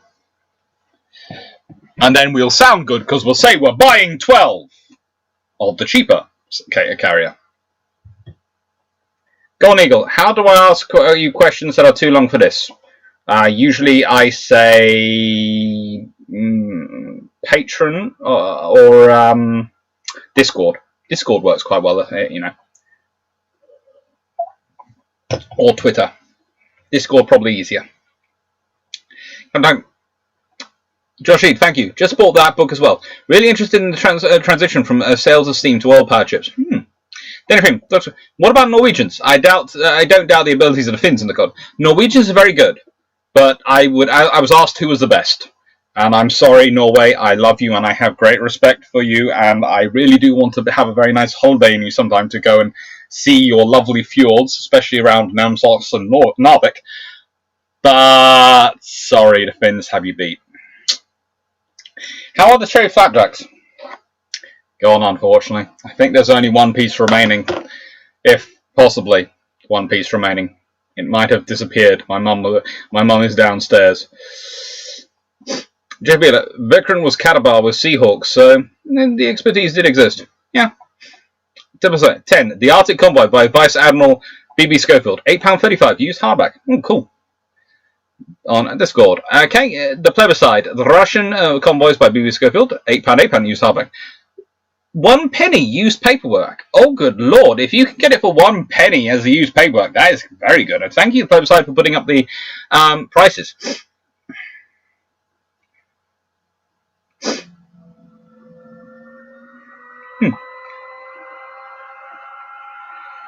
Gonny, can you talk us through the script behind PQ-17? I think the best thing is I'm probably going to do... I was considering doing that in August as one of the episodes in August. So as I'm actually getting questions about it, I might well do that. Says Citizen, what is the smallest ship that can reasonably carry a triple 6-inch turret? About 10,000 tons. It's got to be quite big and wide. It's got to be quite wide and quite big to really make a 6-inch turret work. So, about 10,000 tons. I'm wearing one of them that actually made it work. HMS Belfast. But if we're going to get into starting cruisers and 6-inch turrets, then actually I've got a good start, a good point on it. Let's see. What is the best book you can recommend for the post-World War II GM's essay? I've read Madsen's Royal Navy and German Naval Disarmament, 1942 to 47, but it's rather light on the subject. Desmond Wetton's Royal Navy. I cannot see it around me at the moment, but I do know I have it somewhere. It was a gift for me. But Desmond Wetton did an entire history of the Royal Navy, and it's very, very good. That would probably be best. But as we're talking about 6-inch guns, and just making sure I have a note. So, Sean Mack, your question is next, but I'm just going to talk about the 6-inch guns. So, Town Class Cruisers by Neil McCart. Now, this is a cool book. And it's one of the few non-personal authored, non-specialist books, or sort of autobiography I've got in this list, because one of my biggest bugbears in life is, as much as I love HMS Belfast, because of HMS Belfast's fame, the rest of her class and the stuff they get up to is forgotten. And it's nothing wrong with that, because Belfast is lovely and she does a lot of things, and it's very cool. But the rest of her class also does a huge amount of cool things, and they get forgotten. Then they're really, really cool, and this is a really good book. It's got some... Each chapter is about a different book. Each chapter is about a different ship. And they have pictures of them, and what they're doing on exercises, and where they are in the world, and it just goes through it all, and it's absolutely beautiful. And it is full of information, and it's full of what they get up to. It's just a lovely, lovely book. I get into trouble sometimes for using it, but it's very, very good. It's very, very, very good. So, Neil McCart's Town Class Cruisers. And then Sean Mack. I wonder if US Navy has any plans to try to procure a conventional powered carrier, but drag the process out to maintain institutional knowledge. Probably not. Quite expensive. Bud Guy 8829. I've read the US like to use Southern Oak for their early frigates, and did the other navies like to use a specific type of wood for their ships? Lots of navies had specific types of wood they like to use for their ships. Royal Navy was really obsessed with different types of wood for different things. I.e., the masts, they like to have Scandinavian wood, long single pieces of wood, so they could use them for as masts as long as possible to make their masts. And so they would all have their own things. The Royal Navy actually, quite a large number of our beautiful forests, which we have today in this country, which are treated as this amazing part of our nature and our beautiful and show the wildlife and wild country that's been preserved in our nation there, and they're lovely. What people don't realise is that a huge chunk of those forests were actually manufactured in the 16 and 1700s as a way of supplying timbers for the Royal Navy. So pretty much most of those beautiful heritage forests are actually rather large wood farms, really, for the Royal Navy. But yeah, they are all about nature and preserving the environment. Sorry, I was walking my dog through one not far from me a couple of years ago, and there was this lovely person giving an environmental tour to everyone and was talking very loudly and explaining about how it's all this heritage and it's beautiful. I had to point out to them they were actually in the wrong part of the forest for that. There was a small field over in the northern section, which is that sort of forest they're talking about. All the rest, about 75% of it, was planted for the Royal Navy in the early 1800s.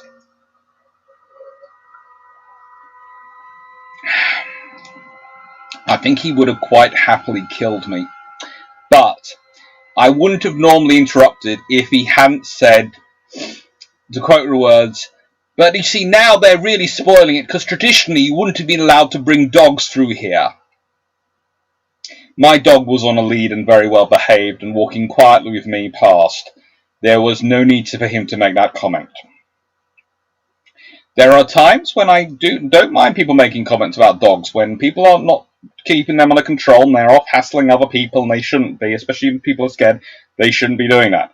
But if I'm quietly walking past with my dog, ignoring you while you're giving a factually incorrect lecture to about 20 school-aged children, and I am being polite and ignoring you and not correcting you, do not make a comment about my dog. Because then I will correct you and I will make you look like an idiot.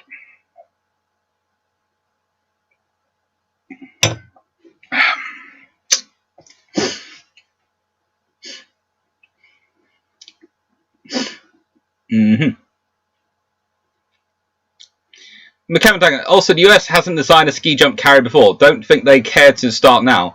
Might be completely wrong.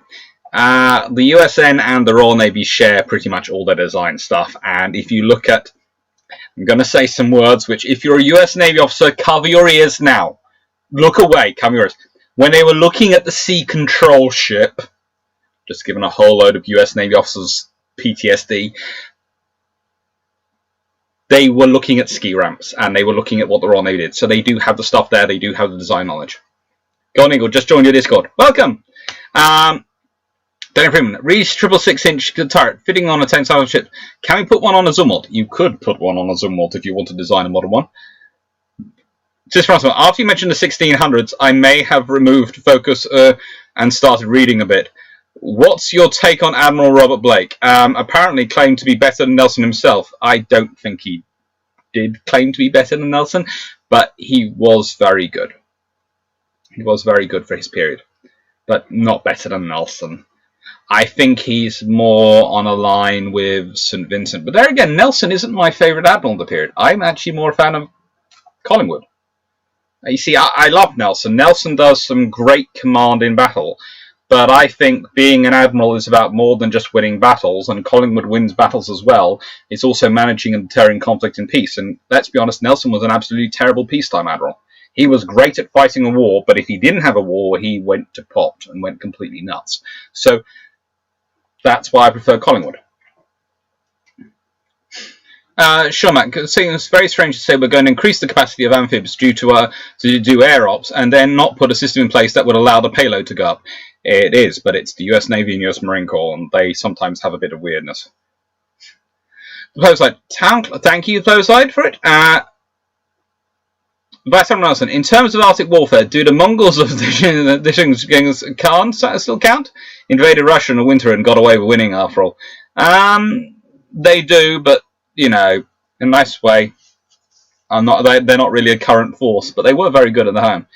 Godneil, is Edinburgh's Russian gold still down there? No, that was removed. Most of the technology you see that's used to film the Titanic and all that stuff in real life was developed to actually get gold out of HMS Edinburgh. Then they had the technology sitting around, so they used it for other things.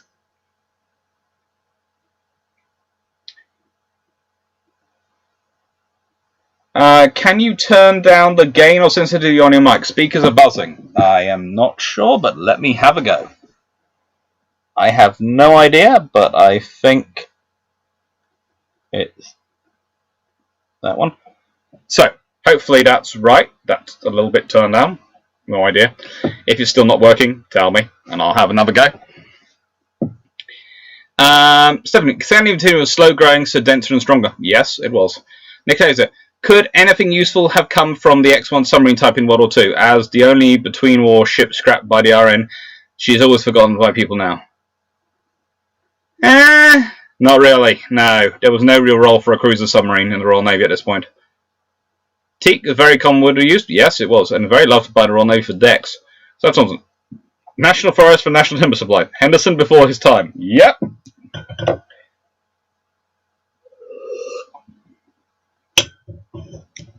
Bishop, isn't the America-class USN's conventional carrier can carry 20 F-35Bs in a small carrier mode? Well, the first two, which don't have docks, certainly could be considered that, but we won't go there. Now, I have another special book to talk about.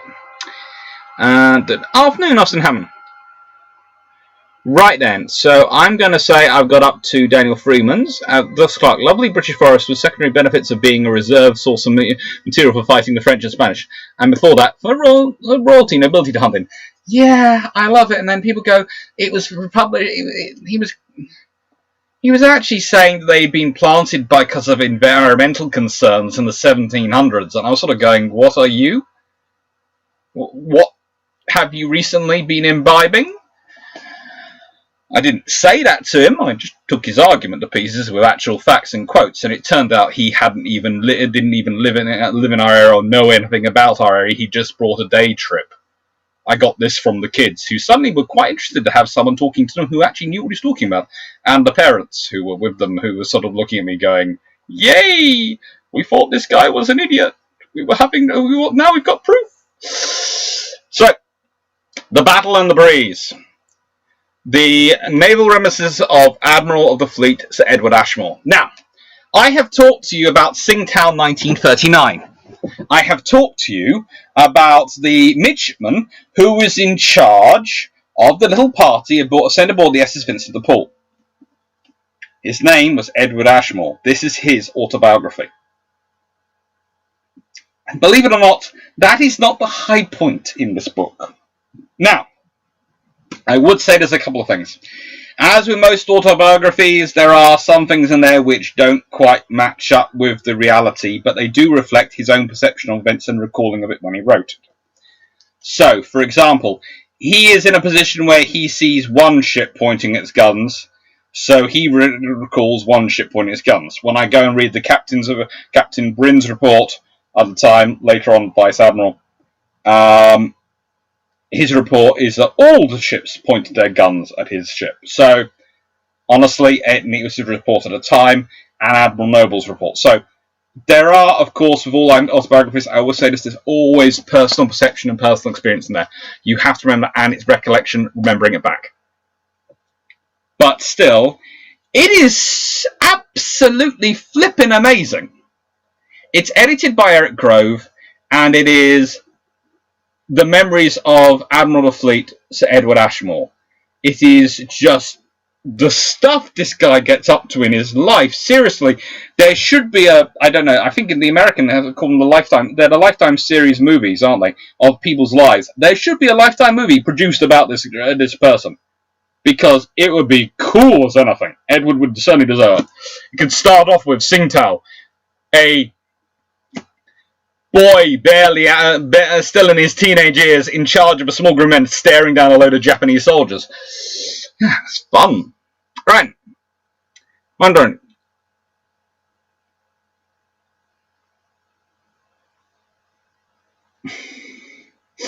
Let's see. That's the next question.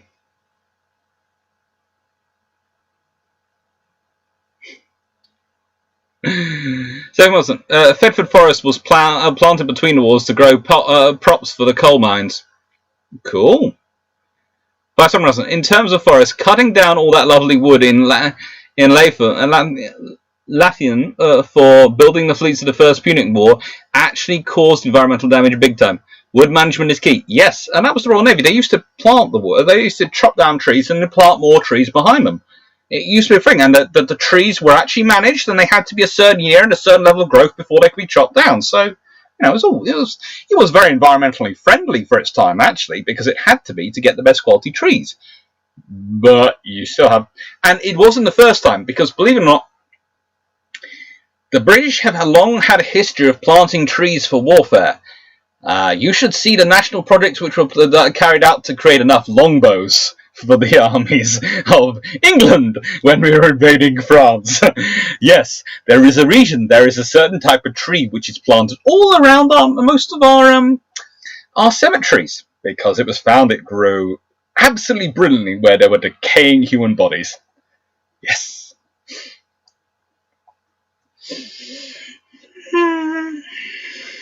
It's the lovely joys of history.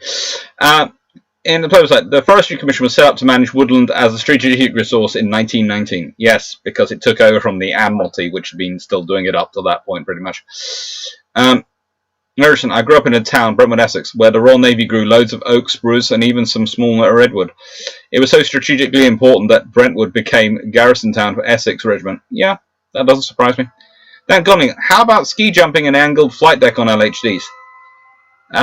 If you're doing ski jump operations, you don't need an angled flight deck. Usually the aircraft that are landing, and if they're using a ski jump, are able to land vertically or roll, as the F-35s do on the Queen Elizabeth, and they don't require that much space to actually roll to a stop.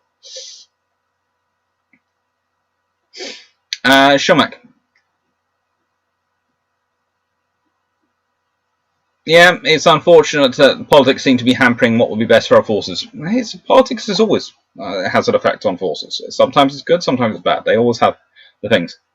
John Shea, correcting some park teacher for about 70% of the forest being planted for the Royal Navy because he insulted a dog. Brilliant. Well, he wasn't even a teacher. He was just doing a sort of environmental green trip of some kind.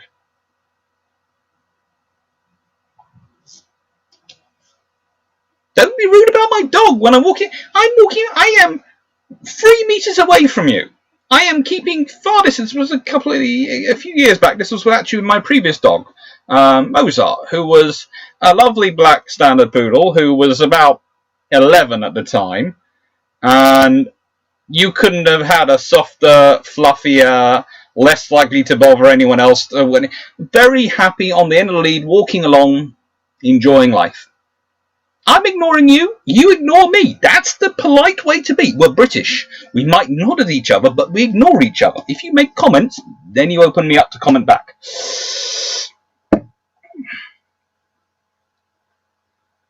Coming back, seems better. Your mic can't handle your enthusiasm. That does happen with my mic. It does. Right.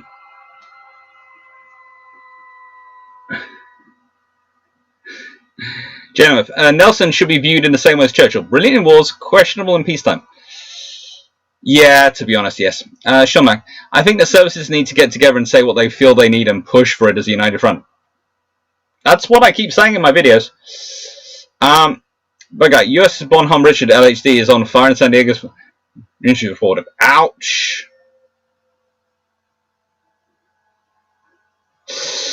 The Battle in the Breeze by Admiral Fleet at Ashmore is £5.16 for a used hardback. Oh, cool. I hope no one got hurt on the Bonhomme Richard. And actually, she's a very cool ship and a very necessary one for the US Navy. She's one of the LHDs which is best worked up. Dr. Clark from SMP. Did Admiral ever write memoirs? And if he did, were they ever published? Unfortunately, he died and didn't write memoirs, as far as we know. And I don't think they were. There was certainly nothing ever published by his family. Sean Mack. You thinking about it, services formed the United Front, sounds like logic behind the F-35, which makes a lot of sense when you think about when the program started in the post-Cold War environment. Yes, it does. It did indeed.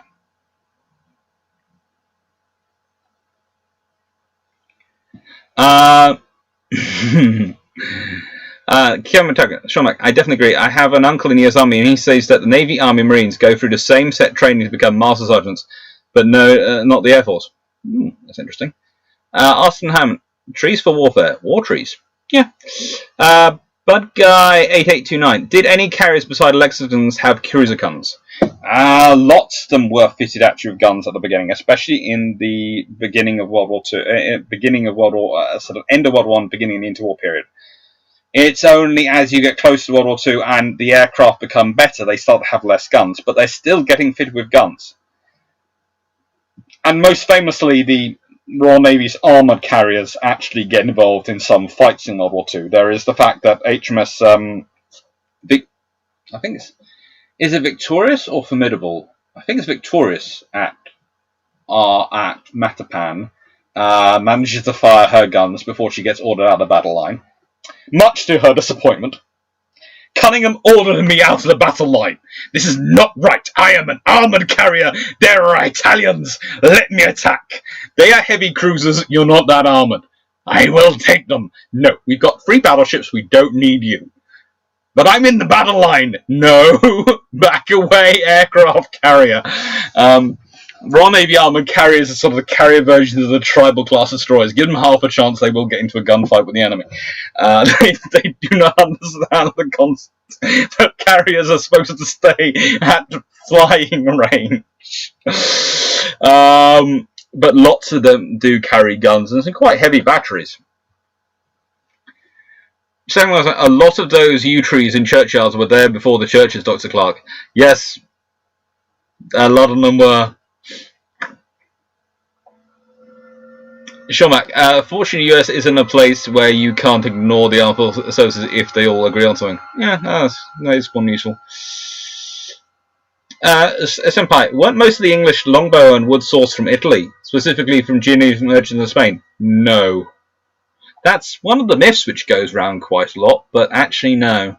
Vast majority of it comes from the UK, and most longbows. Okay, some longbows for some very rich archers and some very rich lords who could import it would try to import better wood from elsewhere around the world to see if it was better. But the vast majority is yew and is made locally, and quite a lot of people, it's the local bowyer would make the bows for the people in the village, and it's how common. Everyone had to do archery, literally. Everyone. Unless you were a knight. The only way you didn't have to do archery practice every week was if you were a knight. Otherwise, you had to do archery practice or provide a reason for not to if you were male. And so pretty much everyone had a bow, and this meant that, to an extent, the reason why the Scottish found invading northern England such a nightmare was because there were so few people with the ability to get an excuse out of archery. They used to do archery. Plus, it was fun. It was something you could do on a Sunday. You couldn't do lots of things on a Sunday because it was the day of rest and all these things, thanks to Christianity and the rules which were enforced in the medieval Christian church. But you could, in the UK, in England, do archery. It's amazing. The church were basically we're not sure about this. The Kings of England we are very sure about this. It's going to be archery. You're allowed to do archery. They're going to do archery. and the church basically decided that, frankly, that the level of arguing was not going to be worth their time. So they supported him, usually. Sometimes even the priest would, after their sermons, would go along and actually to the archery and, you know, actually be there as one of the judges of quality of the archery, so there'd be a little competition going on, and all these things to make people more happy about it. John Emmett, the US Army in 1930s is a lesson in neglect. The US Army in 1930s is a lesson in many things. This wrong fault. I don't know. I mean, Robert Blake basically created the modern Royal Navy, ironically a successful general, MP, and created the laws of war and ordnance of the sea, and codified in the line formation. Yes, which is why I put him on Earl St. Vincent level. John, Pacific in 41 and early 42 is what happens when you get caught unprepared. The Americans were prepared. They just weren't prepared for the right. Not what happening didn't happen. Gogon Eagle, Akagi and Kaga had guns. They did. Awazasi. Churchill wasn't that good in war either. Darnell was his child, and Massey portrays him as an incompetent, ambitious fool in Dreadnought and Castle Seal. Yeah, look, I like Massey's books and I use them. I don't agree with his perception of Churchill. I think he likes to put a lot of blame on Churchill because he doesn't want to put blame on certain other people involved. And I would say, in the nicest way, the blame is fairly mixed. Churchill is the Dardanelles is Churchill's plan thing, but if things had gone to Churchill's plan, and the army and the navy had shown up simultaneously, they hadn't already told the Turkish they were coming, and they had managed to force the Dardanelles, then he would be considered a strategic genius, because it was a gamble worth taking to try and keep Russia motivated in World War I, which was essential. Gonding, it was formidable. Ah, dang. I thought it was victorious for a second, but it was formidable. Okay. Then formidable is damaged at Crete, which of course wipes out all the success of done at Matapan. Ah, well. I always get those two mixed up. They wander around and they keep alternating. Joy of life, basically. Don't remember. That's Clark. I'm a carrot Matapan. I use warship. I use guns. Pretty much. The concept of I as a carrier, I am supposed to say doesn't fit into their lexicon. This is why you take guns away from carriers. If you can't use them responsibly, you can't have them. Yeah, the whole point was I was supposed to have them as self-defense, not to go offensive. Yikes. Sir Thompson, if Cunningham had had an Essex, sorry, the radio is on the Fritz and the single one has gone blind. Yeah, it's the interesting scenarios. If you have some of these carriers, they really do. Classes, they develop a whole character themselves. It's like I'm doing a lot of work on sloops because that's going to be probably my next big project after the Tribals and Battles of the Areas are in, is to look at sloops. I'm going to do an edited work on the Falklands with my girlfriend, which is going to be amazing, and I'm hopefully going to turn my PhD thesis into a book. But the next big project, which is going to be years in the making research, is going to be on sloops. And some of the classes, some of the stuff they get up to, and you just go, and this involves a sloop, and I know before I even look up, I get this. It's going to be a sloop from this class. It is going to be a sloop from this class. Yes, it's a sloop from that class again. Wow. Proof. Okay, fine. That particular class only had 3 members, of which one was lost quite early in World War II, and yet the other 2 turn up and do all sorts of random SHIT throughout the war. Excuse my French, little cousins.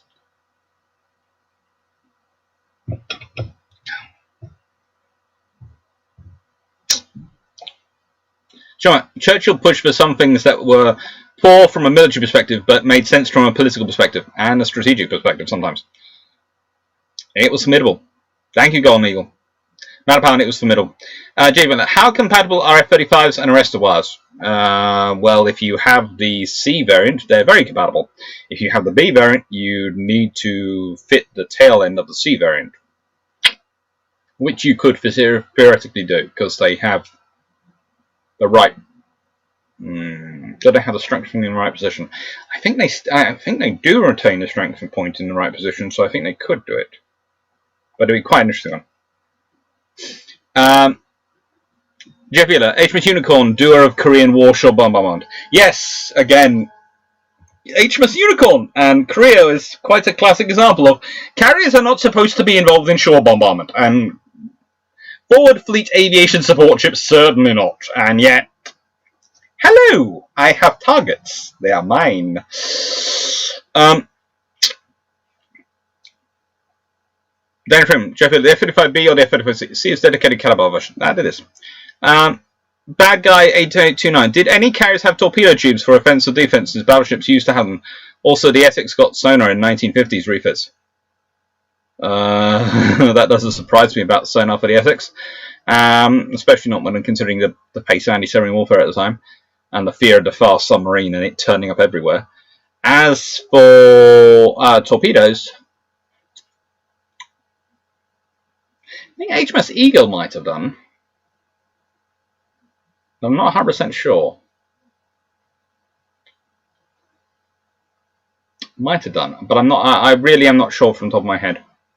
Very much sure. I don't think many did because they really weren't supposed to get into torpedo range of their opponents. They only had guns for self-defense. They weren't supposed to be using torpedoes.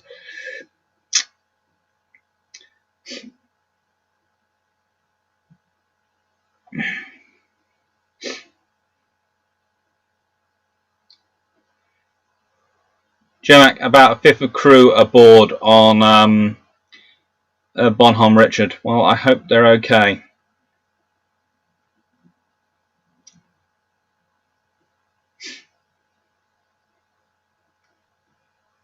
Let's see, Sam Thompson. Yes, sometimes a good shepherd always minds his flock. Yeah. That's also the basis, of course, of the Greyhound movie, which includes a destroyer which looks very much like Byzanka, the Polish destroyer, being sunk, but they're calling it a Royal Navy destroyer. Which is cruel. Hollywood. But it does look good. But I haven't read. Jebula, carriers with surface batteries. Furious, Eagle, Hermes, Bern, Akagi, Kaga, Lexington, Saratoga, Graf Zeppelin, and Keeler. Graf Zeppelin, frankly, never got finished. Having funny. Keeler also never got finished, sadly enough. That'd also be quite interesting. Cameron, Churchill was better peacetime First Lord than wartime First Lord. He got the Queen Elizabeth built in a 15-inch and oil-fired. Also, the RN was ready on day one of World War I. After the war started, he meddled. To be honest, actually, after the war started, he got Admiral Fisher back as First Sea Lord, and that's the trouble. You have the two of them. Prior to that, he has some very sensible First Sea Lords who managed to head off some of his energies and actually put some plans into it. But the trouble is, when you have Fisher and Churchill together, that is when you have what brings out the worst in both personalities in terms of their planning and their fly-by-night. Because Fisher wasn't really a logistics or write-it-down kind of guy, and Churchill certainly wasn't until history, writing history afterwards. Nighttime production. Speaking of Crete, is there any realistic way to retain Crete by the Allies in World War II? Hope it doesn't spark another whole video on the topic or for your sake. I think it will spark a whole video on the topic for my sake, which is quite interesting. So by my counting, I've got Crete and I've got Convoy PQ-17 from this chat for August. I've got a couple more written down as well from elsewhere to look into. To retain Crete, you needed it. Again, the thing is, Crete, like Singapore, is lost because there is a breakdown in command ashore. The land party loses it, and there's nothing the Navy can really do about it. There's far larger Navy present there, but there's no more than they can really do than they actually do. And the classic thing is, Formidable is actually damaged trying to attack the German air bases so that the Germans cannot keep launching the attacks they're launching. But, you know, it happens.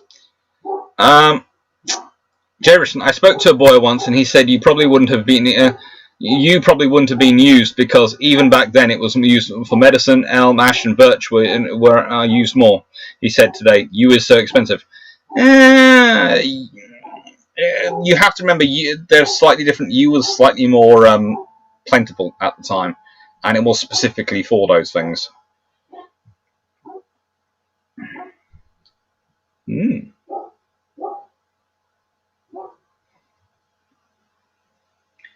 Right then, so let's get another book out. The other is the Fluffy Research Assistant barking. Something has just delivered. Jackie Fisher, arch enemy of the colonial sloop. Discuss. Oh, yes.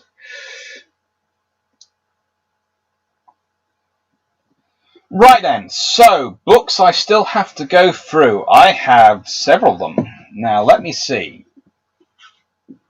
Right then. Destroyer Actions by Harvey Plevy, September 1939 to June 1940. And this is very cool because this just has so many different fun things. And that is HMS Eskimo. See? HMS Eskimo missing her bow. And as you can see, that's her, before they've done any remedial work, you can actually see the forward mount dangling into the sea. That's A mount, and that's B mount, which continued firing. So that's how she looked pretty shortly after the torpedo hit.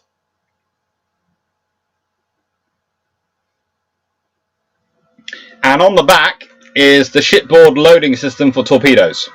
And look at that sort of fun system. There's winches and all sorts of issues, and there's a lot of manpower there. So this is a very, very cool book to read. There's a lot of good stuff in here, a lot of cool pictures.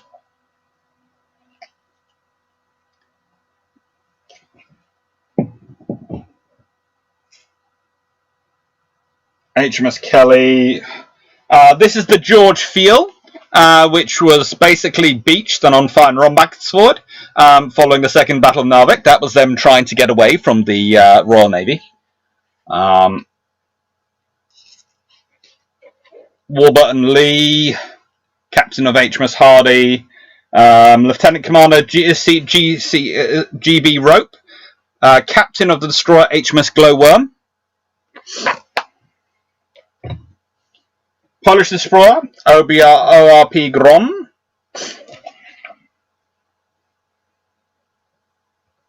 and it is just, oh, this is just such a cool book. This is a really, really beautiful book to read.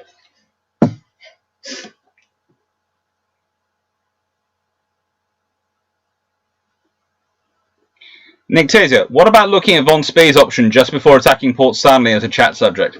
Basically, his most sensible option would have been to skip straight past and keep going. They might not have noticed him. In fact, if he'd done that, he might have had a chance of getting somewhere remotely closer to home.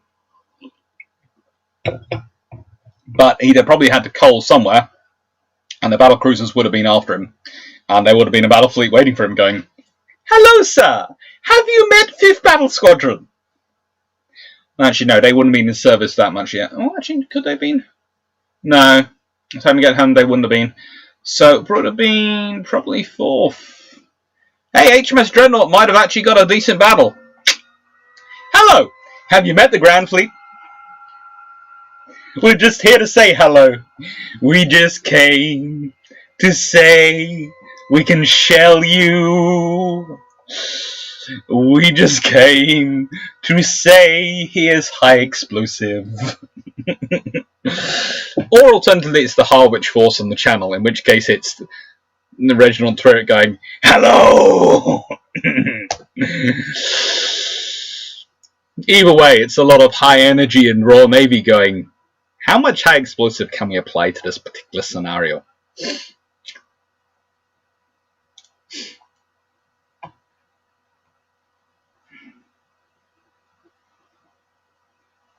Kevin Taggart, Dr. Clark, and fire seems to be over. 1 injured, fire being investigated, no loss of life. That's good for the Bonhomme Richard.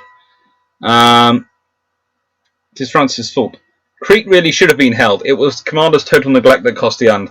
I'd honestly say it was the commander. Not, again, you have a sort of scenario as you do with Singapore, where you have a commander who doesn't have the time, or in Singapore's case, I would say the inclination to actually be able to impose their will on their subordinates.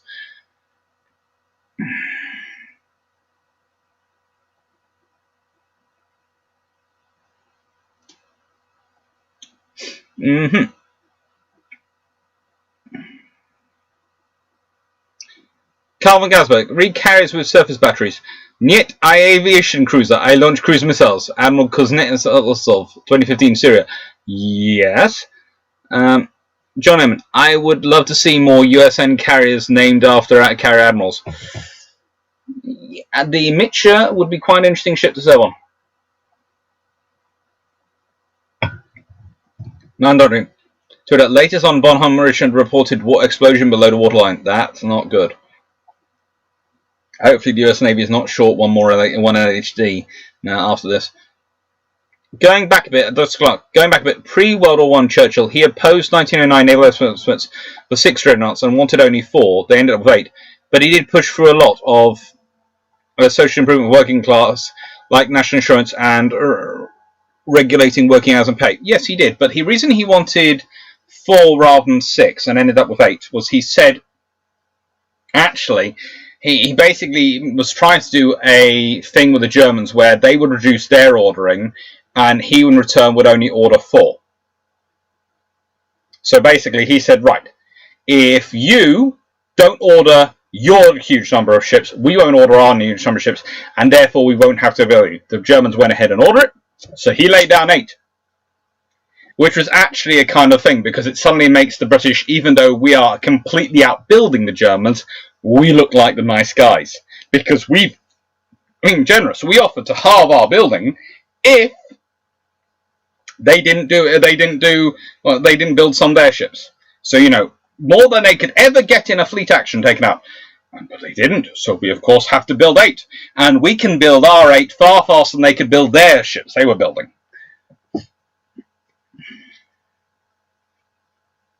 Sam Thompson, I knew British engineering was good, but after seeing that in colour, and it's even more amazing, she made it back for repairs. She did. Wait until you see some pictures of HMS Nubian with her stern missing.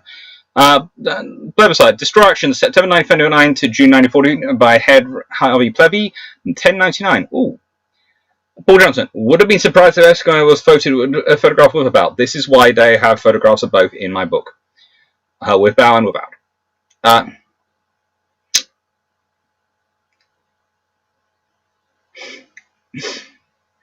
Anyone reading this? H. Terrapel Doring, Taffrail, Endless Story, Destroyer Operations in the Great War. Yeah, I think I've read it. Come on, guy. If only I had better AP shells at Juland. If only we had better shells, full stop, in that period. Vision. Bonham Richard, it looks like a hangar fire. The fire float boats are spraying the hull directly. I seem to cool down. Smoke seems to be getting worse. Ouch. Don Eagle, at dusk clock. Can you talk us through the Dardanelles too with another episode? Okay, but can someone please put these episodes on Discord and email to me, because I'm pleading dyslexia here. I've got nowhere to write them down, and I know if I open up a Word file on this, it will lose it. It will go completely crazy. I've done that. I have opened up a Word file midstream once, and it managed to pause everything and cause all sorts of fun, so we are not doing that. John, I don't think any president will be stupid enough to station the USS Harry Truman in Japan. Yeah, that would be... Actually, no. No. You see, the trouble is, at the moment, the 2 options for US president, I am not a fan of either when it comes to foreign policy. Both of them seem to be equally interesting in terms of the options. They're both... Yeah. You have choices, neither of which... This is the thing I do wonder with some modern democracies. You have all the population you do have, and the options you end up generating, that end up being generated for leader, do not seem to be picking the brightest and the best from anyone.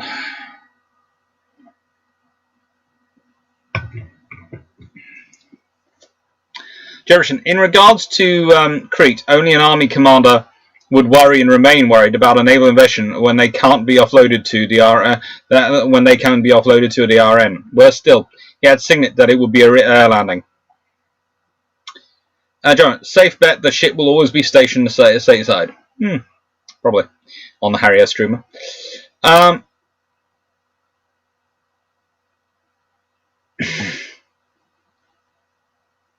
John, I think if MacArthur had adhered to plan to defend Manila Bay area, not take the fight into the north, the US Army would have lasted longer in the Philippines. Potentially, but actually if he had some prepared defensive positions, that might have been a chance. Sarah Thompson, we'll be ordering your book at the end of the month and should be getting the t-shirt this week. T-shirt? There's a t-shirt going on? Cool. Ron Shade, I've read it and found it entertaining. So, Tony Freeman, is that a t-shirt saying in the nicest possible way? If it is, that is cool. John, who the heck is John C. Stennis anyway? Why no McCart? I think he was a politician who was very, very keen on supporting the US Navy. SM Pie, Dust Clark, which episode of Bilge Pumps are you, Drac, and Jamie going to be brutally honest about the LCS? We have all got hints, but looking forward to the full opinion. That's coming. That is coming. I think that's going to be in episode 6. Probably episode 8 or episode 9 of the new series. So that's episode 10 or 12. 11 or 12. Overall.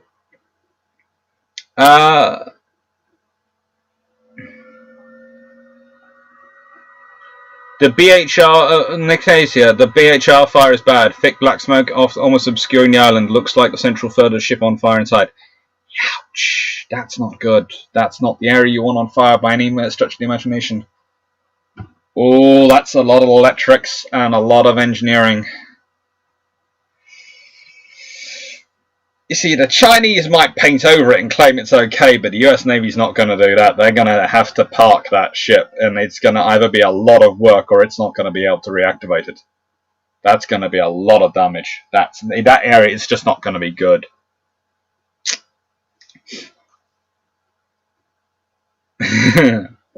That's very kind of you, Stafford. Right, so, next books. I know which book I'm going to end on with, so I'm going to start going with this one. So, Action This Day by Sir Philip Vian. I know I've recommended it before, but it's Sir Philip Vian's book, and this is the sort of personality he is. He actually has a picture in his book of the sign which the Germans put up in the fjord where the Royal Navy took out the Altmark, Jossingford. And they talk about where the Altmark incident was attacked. The Altmark was attacked by British pirates, and by Britischen Seepiraten Überfallen. And he has a picture in there. He's proud of being called a pirate by the Germans. It's actually something he's happy with. And he has the bowl presented to him by the British merchant seamen for their rescue by HMS Cossack. And he, of course, has a picture of the FRS Bison and a few other things. This is such a book. And for those who are ever looking for some proof of the experience of British carriers with kamikazes hidden in their decks, he actually has pictures of that and what they had to deal with it on the decks, and you see the huge amounts of stuff they have to clear up. And there is a picture of him with Admiral Halsey and myself in his flagship. Oh, sorry. There you go. There's a picture of him. There's Vian with Halsey. So you couldn't have two, this is what, in nicest way, if Japan, I'm surprised they waited for the nuclear weapons to surrender. If I heard that Vian and Halsey were together coming for me, I think I would have surrendered before then. I'd have honestly probably considered moving, or at least hiding somewhere. This is an excellent book, Action This Day by Admiral Sir Philip Vian. It's full of candour. It's also not short on self-confidence, but it is something to read, and the King, His Majesty the King saluting the assault craft, and landing below, landing Prime Minister, Field Marshal Lord Alanbrooke, and General Smuts in Normandy. And that was a little boat which Vian took personal command of. Basically decided that he wasn't letting anything happening to them on his watch. It's a really, really cool book. The website, action this day by Admiral Sir Philip Vian, £884.57. Ouch! Cunningham, those Clark. Those who get elected are those who have cash for campaigns, or those who are able to go get hold of sponsors for election campaigns. They're about oratory, showmanship, all talk.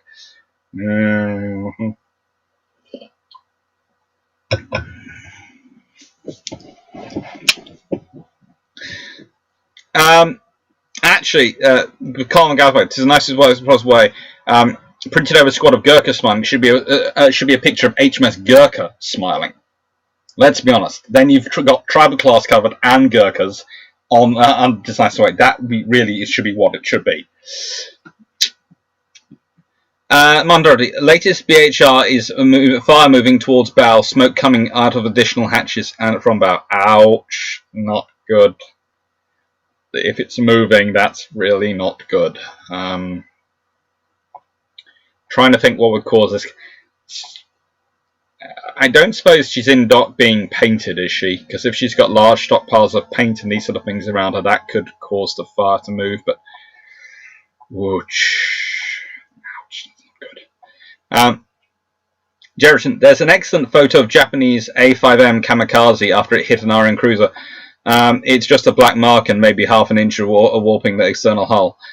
Yes, there are lots of them. Pictures like that. Scott Gonigal, this is something the West can learn from Red China. Red, look at the 7 leaders of China. All of them have many decades of experience in governing provinces. Not necessarily that great an experience in governing provinces. They're not necessarily that good at it. Again, China also itself, whilst they don't tend to get silly people in charge, you do sometimes wonder how well they are, how, you know, where they've come from. Again, political systems. Something. Dust Clark. Was a distant relative of his the pirate Charles Vian from the Golden Age? Possibly. There are. No one's done actually any conclusive research on that one, but there is some rumours of linking. Going apart from one, which is Wang Hun, who's an academic like yourself, and he still holds the record of being Fudan University's youngest ever full professor.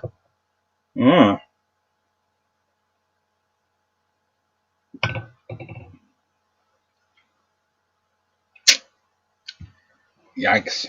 It doesn't sound good. Right.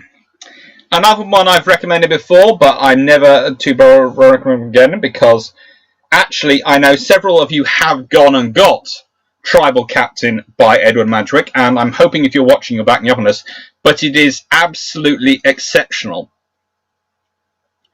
It is HMS Delhi, Edward Madgwick as a midshipman, and it is just, it's a lovely book. It is one of those books which you read and you just pick up and read again and again and again, and you learn so much from rereading it. And all the stuff they get up to and what they get to do in Korean War, and you know, this is written by a very good officer who has a deep love for not only naval service but the personnel he commanded, and takes great care of them. He's a great honour to the Royal Canadian Navy, and the fact that they aren't naming one of their current build ships after him is something I find really, really sad, because that is a name which they should be honouring with a ship. There again, I have the same problem with the Royal Navy not honouring some of their admirals with ships, but this is a name which the Canadian Navy should be very, very proud of, and they should be honouring.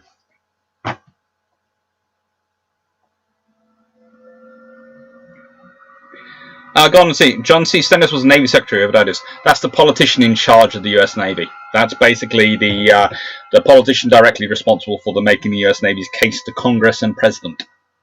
Usually a presidential appointment confirmed by Congress.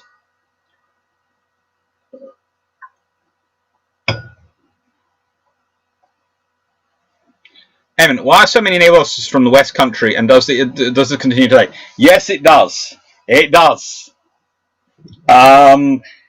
It's quite disturbing because I have quite a lot of my family down in the West Country. I go down to the West Country quite often, and I have scared the living daylights out of some of my professors, etc., when I have gone up to, when I was at King's and etc., when admirals and some senior officers came to visit, and everyone's going, Admiral, Admiral, Admiral, I go, hi John, how are you doing? And they went, well, yeah, not me. Like, well, he drinks in the same pub I go into down in Cornwall.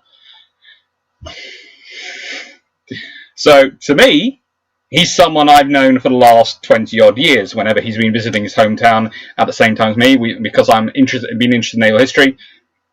My dad was a naval architect, my mum worked for Lloyd's Register, we have a strong naval links, we have, to an extent, honorary Cornish when we go down there. We mix in a lot of locals, and so we bump into them, so I knew them. And because I've known this group, I tend to get introduced when I'm up in London to the rest of them at other events, and so this caused it caused me fun pre-PhD, because I could always work out the quality of a professor, because the ones who didn't worry the fact that I had these personal connections were good. The ones who were very, very upset about it and would be a big stroppy and try and cause me trouble over it were usually the ones who were less capable professors, in my opinion. Mission. I liked Tribal Captain. Good way to learn about Navy life 1930 to 60. Yeah. Night Hammer Production, Jefferson. I know the picture you're referring to. It was HMS Sussex. Great picture. Aluminium versus a couple of inches of steel. There's never a fair fight. Oosh. This one's full. Wait, the half-death Stennis from the Watergate scandal? Shrub. Ships doing refits, docks are more susceptible to fires due to the amount of combustibles that get brought on board. Also, fire suppression systems are shut down due to just setting them off. Yeah, that's caused all sorts of issues. Tim Brown, Dr. Clark, have you seen the book Destroyer Cossack, detailed in the original Builder's Plans article by John Roberts? It's part of the series of books, including Warspite. I have ordered it. It hasn't arrived yet. I'm looking forward to it. But as you can see from behind me, I have quite a few of those books in that sort of series. I have John Roberts' British Warships of the Second World War. I have Black Swan Suits by Les Brown. I have Cruiser Birmingham by Conrad Waters. I have 2 copies of that, thanks to my lovely girlfriend buying me a copy which I can keep and preserve because it's so lovely, and a copy which I got myself, which I can doodle over, which is useful.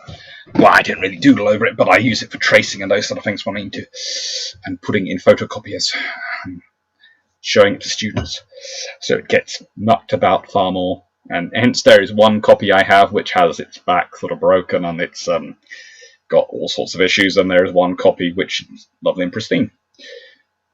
The one given to my girlfriend. She's very nice. Right. Which Canadian, Jeff Beeler, which Canadian needs a ship named after him? Edward Madgwick, the guy in Tribal Captain. Commissioner, I think USS Johnson will be renamed like the bases.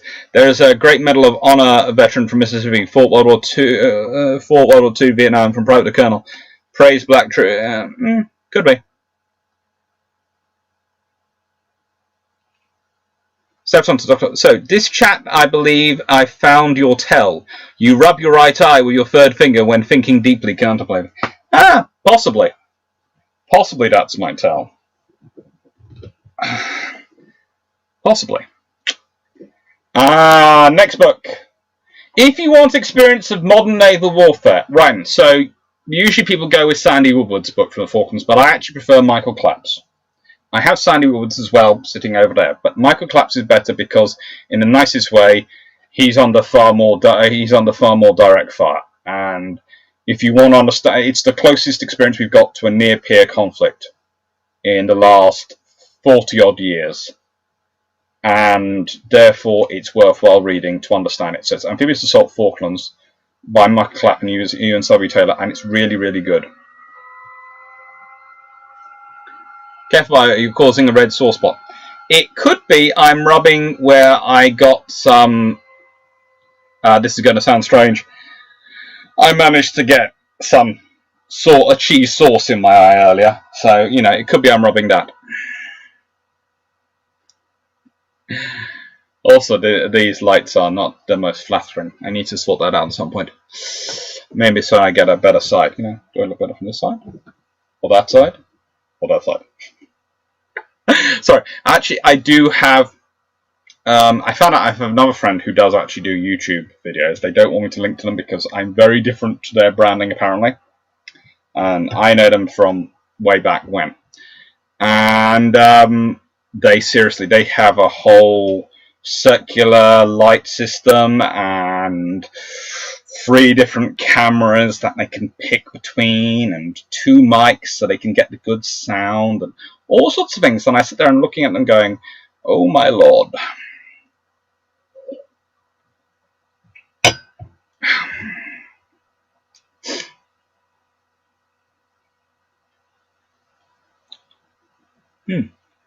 And like I say, Bonham Richard now really thick smoke pouring out of our further ship. Looks like a very slight list too. Looks like it could be a CTR situation. Yeah, it's sounding like it's going to be a write-off. Decision. Dr. Clark, have you ever looked at navies having a role of in introducing cosmopolitanism to countries? I.e. Japan first encountered curry when the Japanese Navy borrowed it from the Royal Navy. Yes, in fact, if you consider some of the dishes which come back to the UK, etc., from our world, it is. Jerison, is cheese sauce a euphemism? No, it was cheese sauce. I ended up making chicken, bacon, and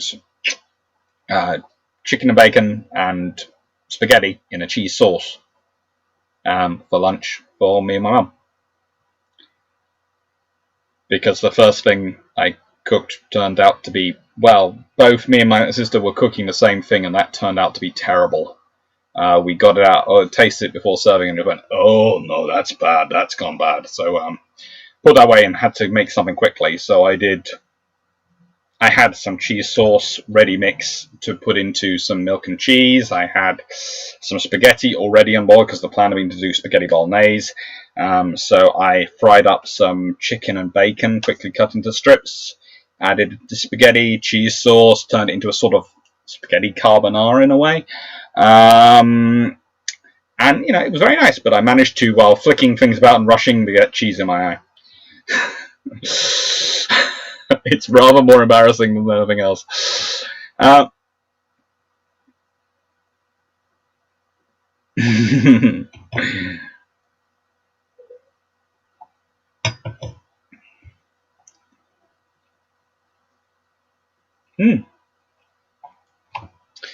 Vision. Lots of good names have been put on for renaming US bases named after dead Confederates, from General William Sherman to Harriet Tubman, who helped lead a US Army raid to free slaves during the Civil War. I think Sherman actually would have preferred to be named, have a tank named after him. That's what he got, and I think actually Sherman would have preferred a tank to a base, because Sherman wasn't really one for sitting around in a base. He was more happy moving, so I think, you know, that would be happier for him.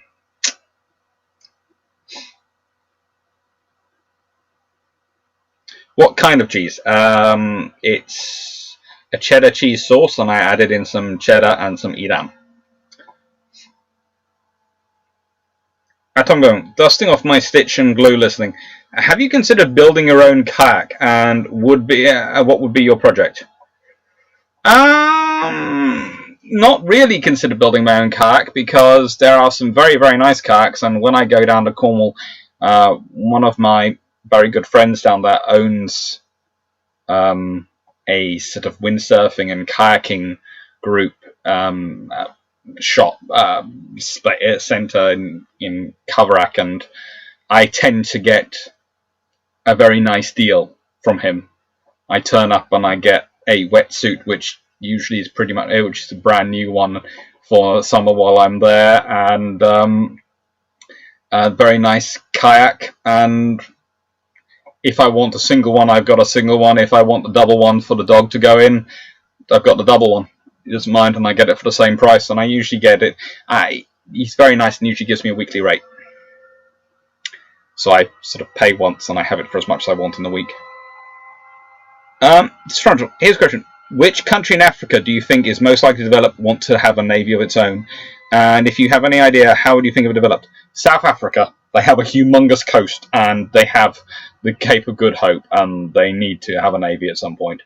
At the moment, it's not really that, they're focusing on the internal, but as soon as they get to external, it's going to develop. Probably, it's had frigates, it'll probably go up to something. It'll start off with frigates, then get some SSKs, and then look at probably an LHD. Kenry, have you read Down South, A Falklands War Diary by Chris Parry? Yes, I have. I actually met Chris Parry. He's a nice guy. Measuring, any British officers we should name military bases after in the USA? We already have a USS Winston S. Churchill. Well, Montgomery would certainly. It would be nice to name, after considering what one particular general, Bradley, decided to do to Montgomery's reputation in a movie, because he wanted to make it look like him and Patton were at war with each other, rather than actually both of them thinking Bradley was a twat. Excuse the French. Yeah. Montgomery. That'd be nice.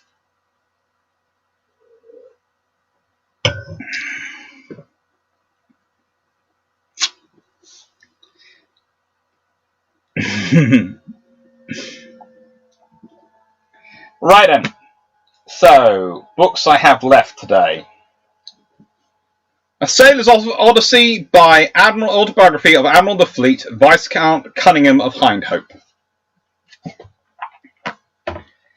Now, if you want an illustration of an officer's career, you want to start off with this gentleman, because it starts off at the very, very beginning of his career, and it just goes through everything. It is an amazing book. It is chock full of all sorts of things, all sorts of pictures. What I love is there's even pictures of him with the people he basically beats during World War II, and he's quite happy to do that. On the bridge of Warsprite, before the Battle of Cape Madhavan, him looking out, going, "I can do this job."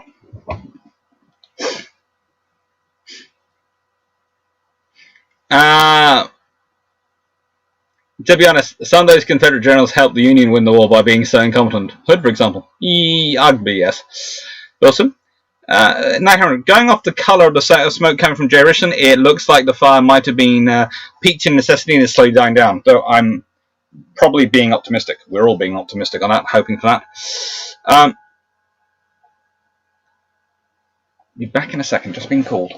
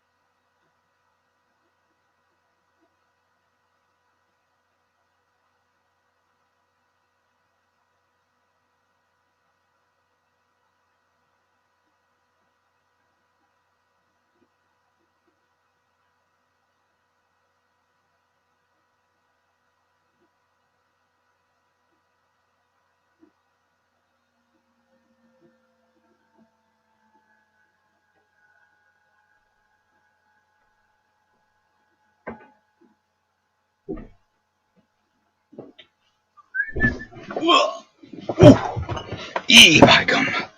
Now, I've been having a fun couple of days, actually. I managed to sprain my ankle a bit yesterday, and the day, cheese in the eye. So hopefully the third thing will not be more painful. You know, these two things come in freeze. Let's see.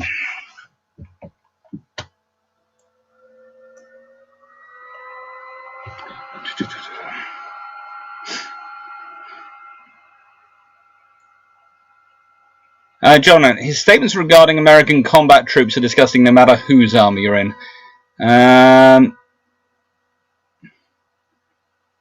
Not sure. I think in the nicest way, some of the statements that are attributed to Montgomery about American combat troops and about other troops are... they don't strike me as his syntax or phraseology. So I wonder how much they are real and how much they are in a nice way. That I haven't done enough investigation in them to be sure, but there is a temptation that some of them are manufactured, either by history or by propaganda at a time, to try and cause trouble in the ranks.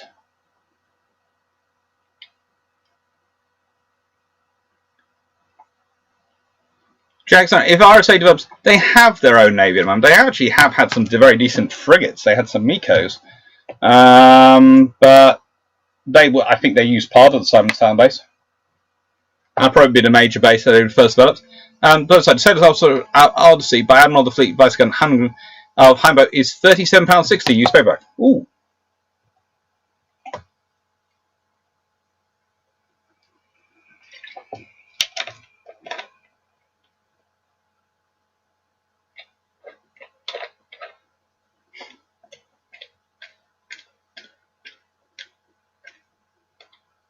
Jeff Beeler, the next RCN class is named for Tribal Captain Harry de Wolf of HMCS Hyder. Yes, I do know that, but I'm not sure if it should have been de Wolf or Madgwick. I would have preferred Madgwick, but they've gone for de Wolf.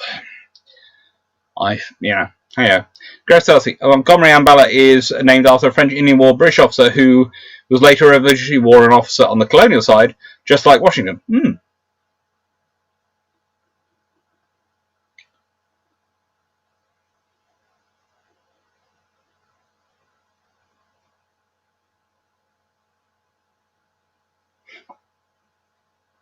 If the shoe was on the other foot in '94, I don't think Montgomery would have wanted the criticism or the troops found it fair. Again, as I said, I think I know the quotes you're referring to, and I'm not really sure that they should be attributed to Montgomery. But, you know, as I said, I haven't done enough digging. I'm more a naval guy. I like Monty because I think in the nicest way, and as I said, he got on very well with the Americans in the war, so it seems random that he would have made those quotes. He does get on very well with the Americans, especially Patton and Eisenhower. You know, he realizes he has to, and he does make an attempt to be good friends with them. But that isn't necessarily the traditional image of the war because of various reasons of politics. New IKB 472, hello, haven't seen you before this evening. How bad does the sea state weather have to be before ships decide to stop shooting at each other and worry about not getting swamped? Incredibly bad. In fact, honestly, they will try and deal with both at the same time and still continue shooting.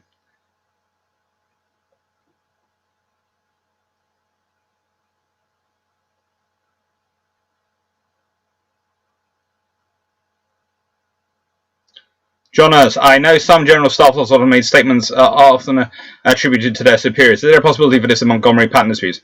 Montgomery and Patton didn't actually have that many, didn't have any really disputes. Their staffs occasionally did, but they didn't. And all the accounts are that they actually got on quite well and enjoyed working with each other because they viewed themselves as the two most aggressive generals in the Allied armies and the most likely to win the war. And they often consider themselves the 1-2 punch. So one would be hit and then the other one would hit and boom, boom, boom. And that was how they worked together. And Bradley was the one who was left out a lot of the time. And then you have post-war, you have this movie done about Patton, where Bradley's now the commander of the army and is and influencing it, and he wants it to make like Patton's dead, and he wants it to make out that he and Patton were good friends because for the luster of the army. So he has to make someone else the bad Allied general, and that's got to be Montgomery because he's a British guy. So you can sacrifice the British guy.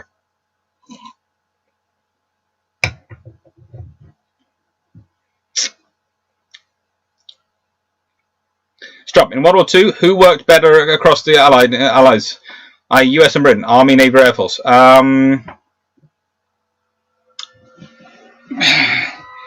In terms of alliances, the navies tend to work quite well together. There's always a difference in because it's going to sound strange. The navies, especially when they're in separate task forces, but even when they're combined, tend to work together better because they're able to work in a self-contained unit, i.e., their ship. When you're an army, you have to share positions. You have a group point which meets. And often those points which meet up between different national armies are the points which are considered the weakness if you're an enemy focusing on it. So, and that is, again, what the Germans try to exploit again and again between the British-led formations and the American-led formations to try and find the gap between the two groups. But they do manage to work quite well together. Again, this is because the senior officers do get on and have a great respect for each other, mostly. Yes, their things might be said, but it's rarely, how do I put it? It's rarely actually by the senior officers, and it's usually comes from other people and is attributed to senior officers.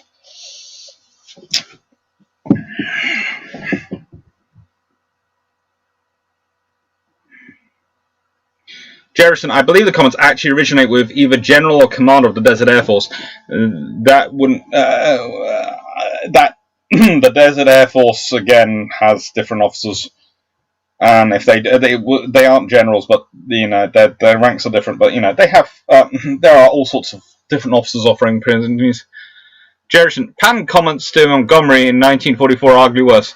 So you're fighting SS divisions in a meat grinder around Caen with no more reinforcements. Just send more men in and stop being cowards. Again, that doesn't sound to me like Patton. Patton, it could be, you know, these things get attributed to Patton, but then it's not really him. Again, he had a great respect for the SS fighting divisions, and he had a great respect for Montgomery, and they worked together quite often. They accelerated each other. They had a friendly competition in many ways. John Emmett, having read letters and memos between Patton and Bradley, their relationship had highs and lows. Yeah, and often, honestly, the lows are lower than seen in the written work. But Patton and Montgomery, both difficult people but effective, competing for limited supplies to follow up their plans and with different philosophies or approaches to fighting. Yeah, but they tended to work quite well together as a 1-2 punch, as I said.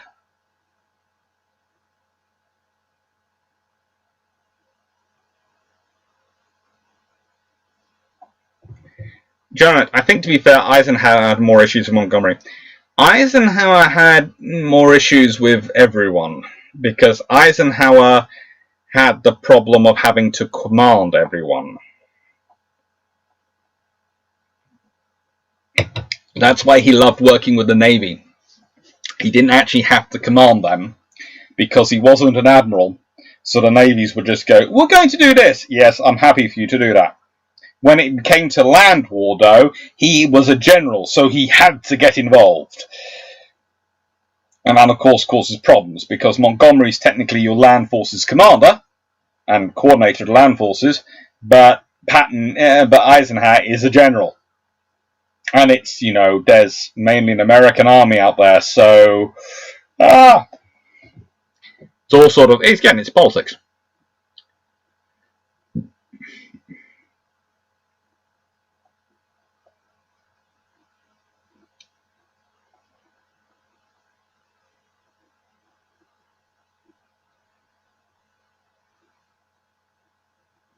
John, I realised I wasn't clear by one. I think Montgomery's statements in 1944-45 regarding the Bulge were made worse by the British press, causing more of a spat than Monty realised.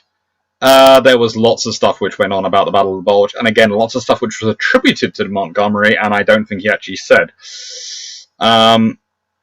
I think he found it annoying that people were just pointing out to the American relief of the Battle of the Bulge, and the fact the Brits actually got there about the same time and were equally trying to get through to them. But he was very... I know from in my own reading on the subject on the Battle of the Bulge, which interested me because of the Band of Brothers stuff, and I did a bit better than that, he sent some very nice notes to the 101st congratulating on what they'd done and saying how great he thought they were. So, you know.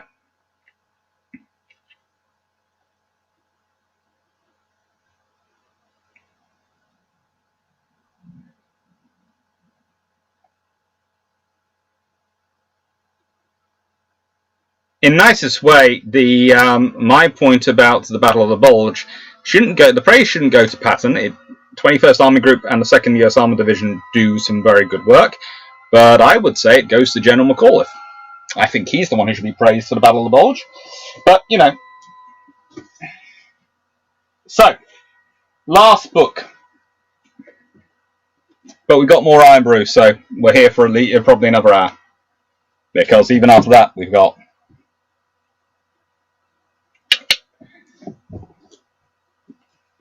The Pursuit, The Sinking of the Bismarck by Ludovic Kennedy. This is a good book. As you can see, my copy's been very well read over years and has managed to be battered and bruised, travelling around in books all over the place. And it is an amazing account by someone who was actually involved in the event. He was aboard HMS Tartar during this. And this is someone whose father had been killed by Scharnhorst and Gneisenau, I think. Is it Scharnhorst? In their foray into the Atlantic. Yes, I think it was in their foray into the Atlantic. And, you know, it's an amazing, amazing book. It's something really, really worth reading. It's got lots of little details in there, lots of little pictures, lots of little asides, lots of things which you could only pick up by being involved at the time. And this is what I love. There is a picture of the Swordfish dropping a torpedo. And if you're very, very, very good, you can see where the wartime people have smudged out the line. Sorry, it's trying to do it.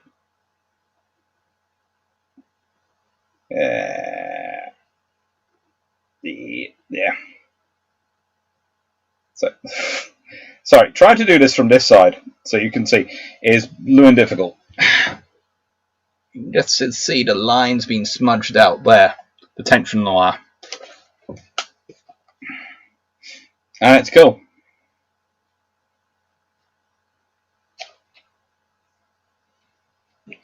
And there are just some pictures in it which are just worth seeing.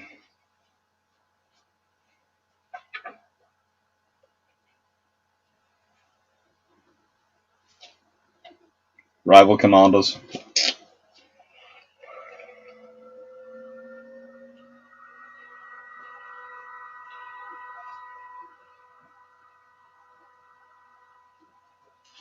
That's HMS Mashona, tribal class, sinking. Bombed them all day. At noon, sank HMS Mashona with loss of 1 officer and 45 men.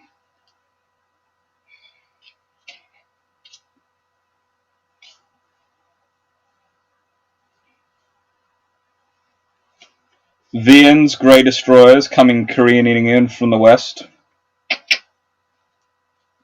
It is a beautiful book. And it's well worth a read.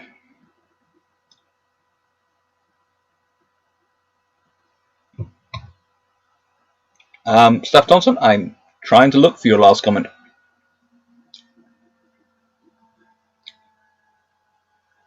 Don't worry about Quebec. You've always got to keep politics happy. That's how you get your ships. Jones, I think Monty's aide, French, helped Monty a lot.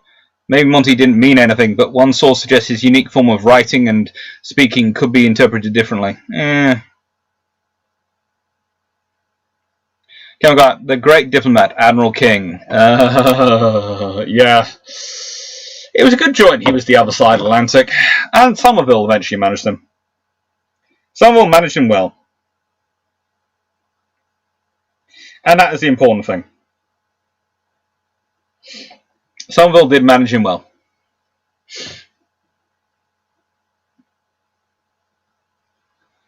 From what I understand about the SS is that they got priority for men and material, but they suffered heavier casualties than they should have because they were fanatics. Am I wrong?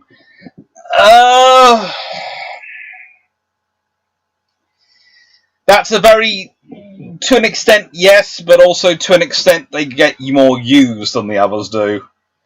So that causes an issue. That causes an issue for them. And there was always a battle of material. There's a lot of stuff placed. You have to remember, post World War II, a lot of stuff gets accused. Gonigal, why wasn't Roger Keyes selected over Eisenhower? Because the Americans were providing a lot of materials and resources. So basically, the idea was the Americans provided the Supreme Commander, and all the three commanders below him. The Senior Air Commander was Tedder, I think. Then there's the Land Commander, Monty, and then there's the Sea Commander, Cunningham. So basically it goes, yes, you have an American in charge. Everyone else is a British.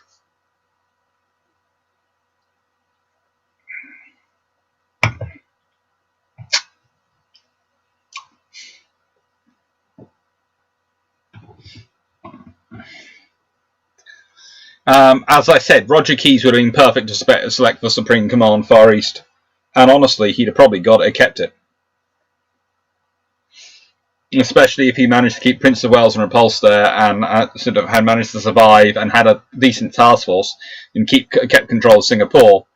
You'd have probably seen it would have divided. The Americans would have probably quite happily, especially Nimitz, very, very happily, stopped MacArthur becoming Supreme Commander of any area, because MacArthur would have become Land Forces Commander under Keyes. And the British provided the Naval Forces Commander in that sort of area, and not sure who would have provided the Air Force Commander. That's what it's like. They were probably, if Singapore hadn't fallen and the Royal Navy had built up the fleet it could have built up under those circumstances in the Far East, you could well have seen a different sort of Southern Command and Northern Command, where you have the Americans as Supreme Command Nimitz of the Northern Pacific going across the islands that way, and the Australian up in through Southeast Asia route would have been commanded by the British. Could have been a very interesting war. John, more than once Nimitz told off King, essentially daring him to come and run the Pacific War himself. Yep. Golden Eagle, Dust Clark, Scharnhorst class battleships or battle cruisers? I think I come down on the side of battleships, but poorly designed ones.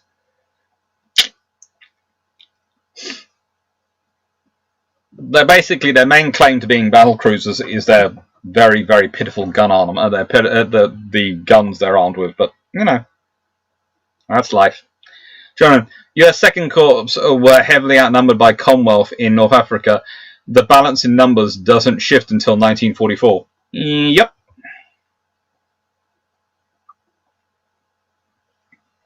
But the British know the numbers are going to shift. And British also know the importance of keeping the Americans in the war in Europe. So giving them the Supreme Commander is a very good political decision.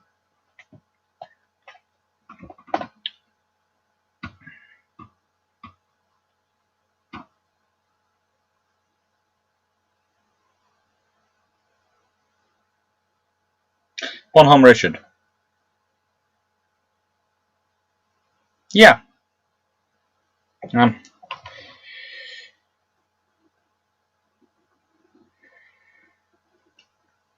am I thinking Ali? But why am I thinking she's not?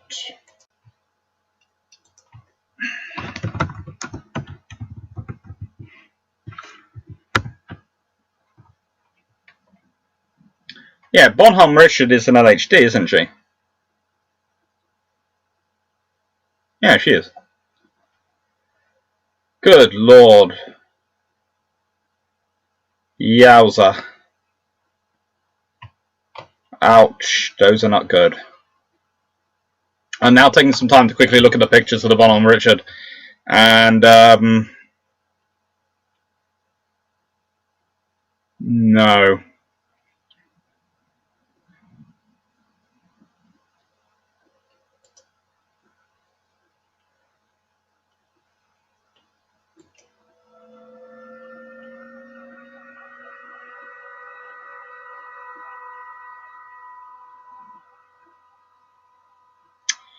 I have a feeling those pictures, that doesn't look good. That's going to be incredibly expensive to fix.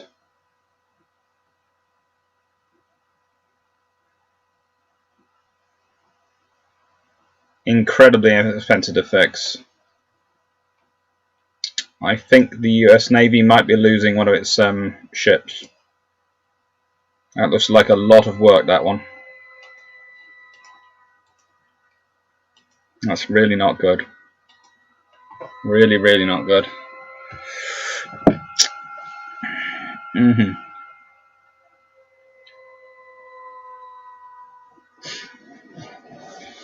Jeff Beeler, Keyes should have been Supreme Commander Far East in the late 1940s to lead Anglo-Dutch attack forces. That'd be actually something really interesting. If someone actually has the time to work it out and sit down and work it out what the difference in putting Keyes in command really would have been, because I think he could have been a major, and it would have been affected the situations of forces in Hong Kong, all sorts of things. I just limited to Singapore and pretended he could only move the forces around there, couldn't move the forces elsewhere. I think you could have seen a very different scenario turn up.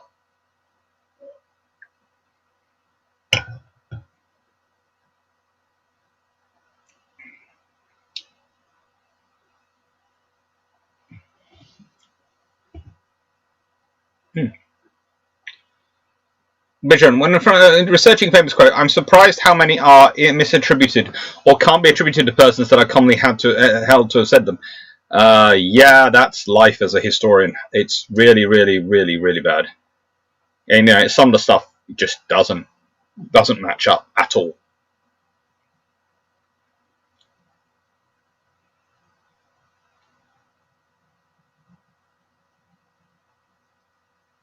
This front, I know how it got that bad once. If she's alongside and has had maintenance work being done, she might well have had her fire suppression systems turned off.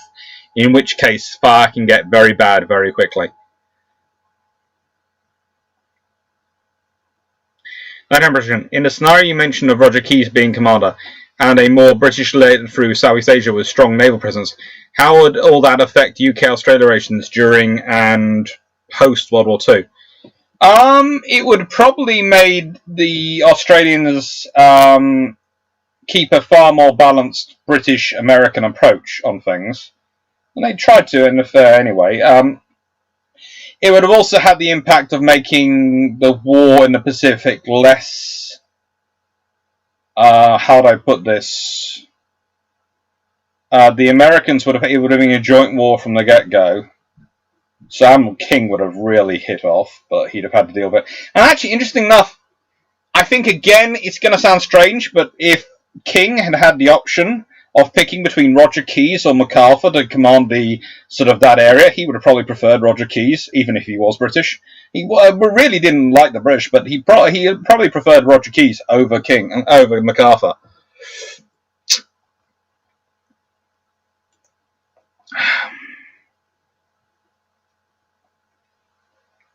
Mitchell, MacArthur made it sound like the retreat to Bataan was some sort of struggle genius, when that had been the original plan years before under War Plan Orange, and he even mucked that up. Yeah, pretty much.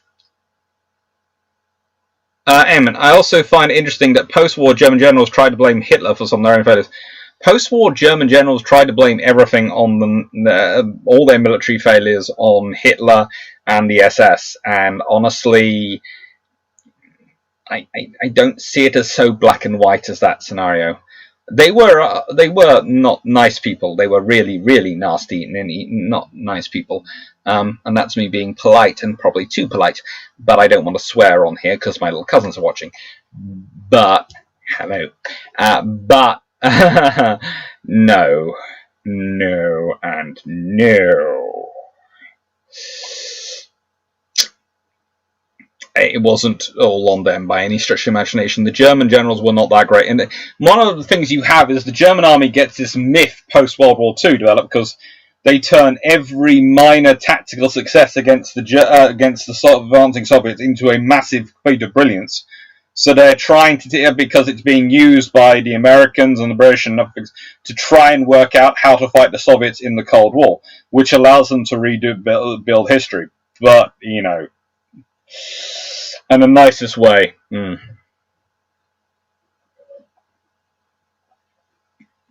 Trent Alenka. I remember people gloating on on a Chinese ship that burned recently. The shoe is not on their foot.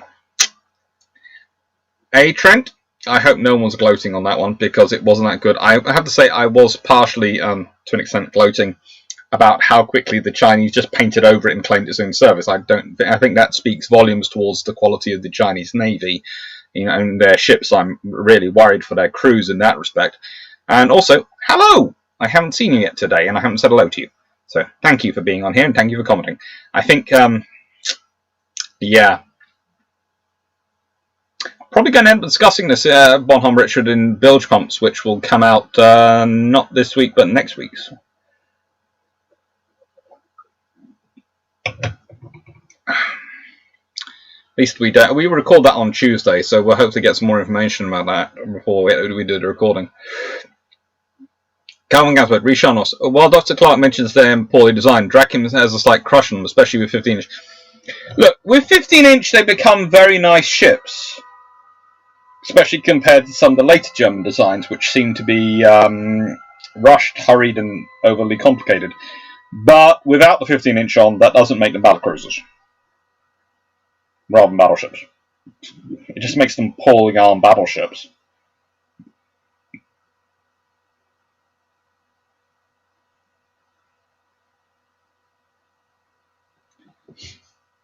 Go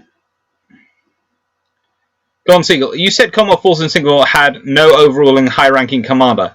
I'm sure there was an air chief. There wasn't an air chief marshal there. There is a change of there is technically a combined. Okay, look. They technically have a combined Army Air Force command, but the person in charge has no staff and has no ability to really do anything, and is a very ineffectual Air Force officer, and then changes halfway through the campaign to an Army officer who has even less influence on power events because he has the same respect. So pretty much, to do it properly, you needed someone out there with gravitas and force, and an Admiral of the Fleet turning up, which is basically a 5-star turning in American parlance, turning up and going, right then, we are going to reorganize this now, especially one who's just come from running combined operations, where he set up all the commandos and all those, and probably would bring a few of the army officers from that formation with him, knowing keys, might well have a very different impact, especially if put in charge early enough. And he was also the Supreme Commander from McCart, was actually also in charge of coordinating things in the Middle East and or India and the Far East. So he was everywhere, and of course could do nothing. So you know, it's silly. Nikita, what do you think of the Black Flag surrender attempt to story to put about the last 20 or so years? That it started with a gunner officer who went on to higher command levels. I'm not going into that. I just find it a bit silly. I find a lot of these sort of things silly.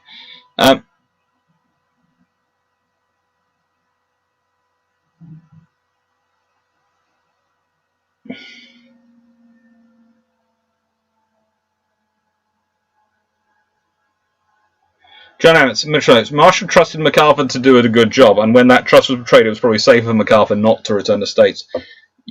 Definitely. Marshall would not have been...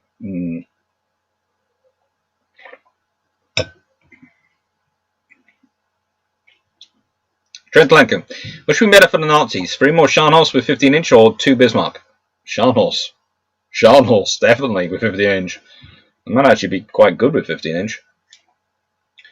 Golden Eagle, I have little cousins watching this. I understand the sentiment, but no.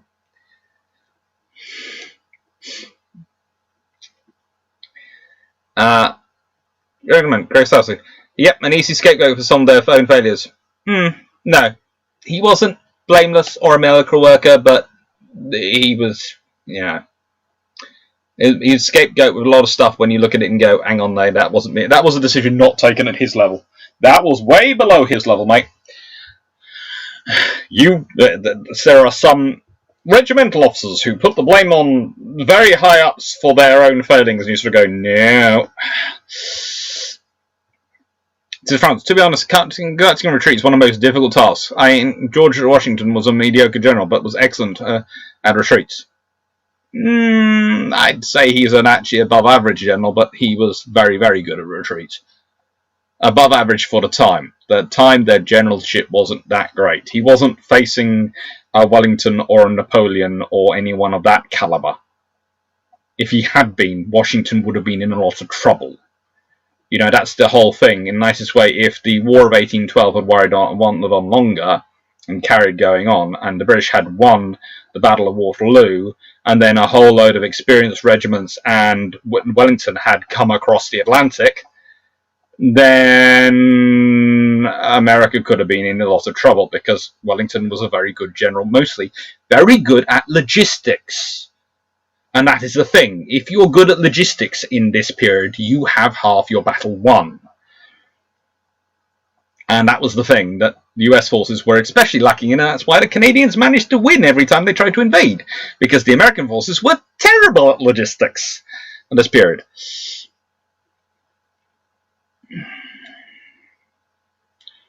General Daniel Freeman, is there an option to swap them for Type 9 U-boats? No. Frankly, no, you don't want more Type 9s. The Germans, you know, nicest way, there's only so much you can do with U-boats. With some decent Scharnhorst produced quicker and earlier, as they could have been if they built the same design, the Germans could well have achieved quite a lot more than they did achieve in terms of surface radar actions and producing competent task forces. Because you imagine Scharnhorst and Eisenhower, but you imagine there's 3 or 4 of them going out together, and they all have 15-inch guns. That's suddenly a major, major force, and the Royal Navy has to respond in kind. Ties down a lot of the Royal Navy, and then you've got to work out how you're going to manage the Pacific, how you're going to manage the Mediterranean, all this with this force.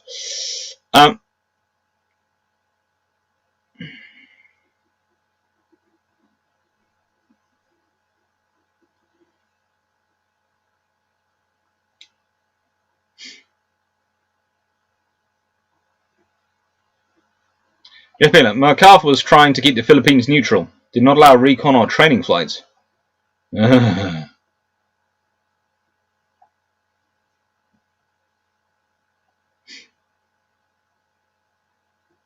Eric Ogden, hello! Kevin McGuire, General, I am hardly a MacArthur fan, but he was pretty good for an army guy and understanding possibilities of amphibious warfare, which was good later. He had a very good chief of staff when it came to amphibious warfare. Trent Telenka, MacArthur was necessary for FDR for political reasons. He had GOP following Congress that his presence in Southwest Pacific area made it easier for FDR to deal with. Yes, that is good. And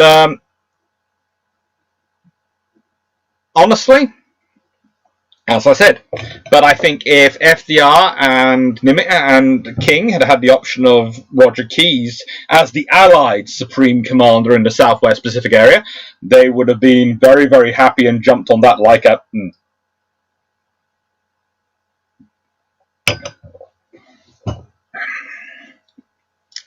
And knowing Keyes, he'd have found a way to manage MacArthur. Perhaps move him to Delhi. MacArthur dealing with Sims as his subordinate. What you want me to do? What? That's not happening. Go away.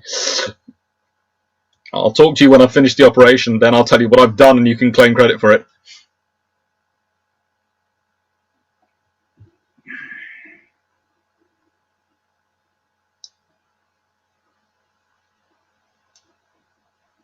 Amen.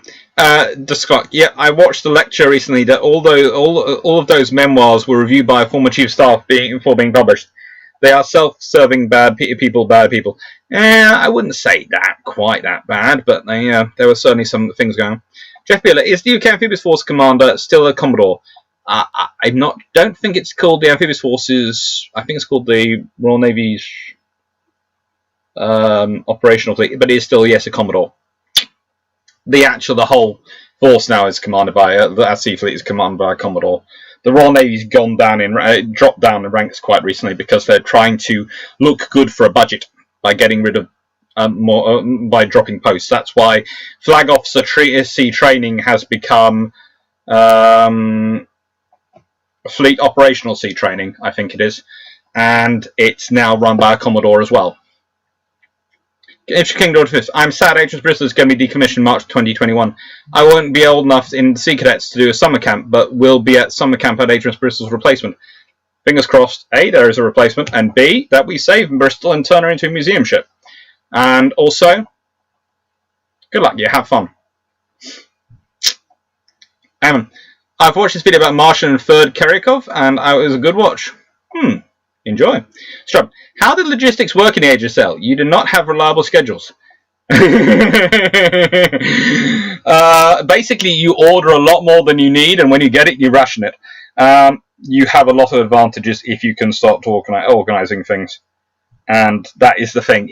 Logistics does work by stockpiling and then operating and working out your logistics and working out how much you can get from the land and all these other things. And it takes a lot of skill to get logistics right in the HSL. Kevin Green, which was more effective, German commerce raiding World War I or World War II? World War I. World War II, they're going for the politics of it. And they do achieve some great things, but they don't do much. Jeffy, due to lack of funds, the Philippines were not ready for World War II. The Americans were bluffing. New could not get back for years. Yep. Daniel Freeman. More better Shannon Scott. What size cruise marine does Germany need to have to keep enough RN tied up to waste resources not elsewhere? They need about 4 or 5 decent battleships, operational at roughly the same time at the beginning of war, and they need at least a couple of aircraft carriers so they can guarantee an air group, and they need some destroyers, a lot more destroyers than they actually have, and cruisers. They need to be able to deploy a self-sufficient operational task group into the North Sea and heading for the Atlantic. Enough that the Royal Navy is going to have to keep sufficient force there to keep its own operational task group ready to go at a moment's notice. So basically, you need enough force that you can force a sort of World War II version of the task group formation size, a rerun of the High Seas Grand Fleet issues. But the Germans never really have enough of that, so the Royal Navy can afford to move around all the world.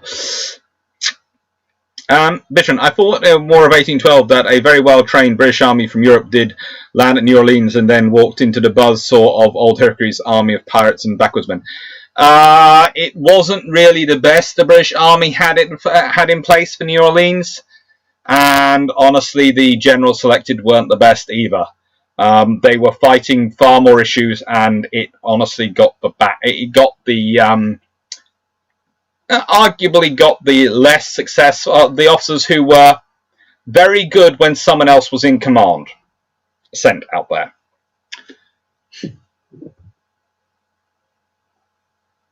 Jeff Ealer, what ship is replacing Bristol as a training ship? I can't remember.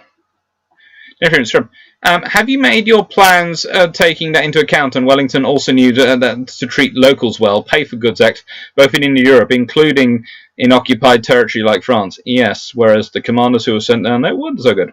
Strub, looking at the LHD, the amount of shipping containers on bow, they have to have been in some sort of maintenance period. They were, the Bonhomme Richard.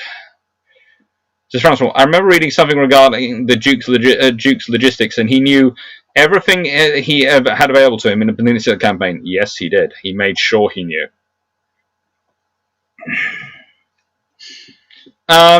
Jonathan Smith. Didn't Wellington say he could easily take the US cities, assuming sufficient troops were shipped over, but wouldn't be able to actually conquer the larger countryside?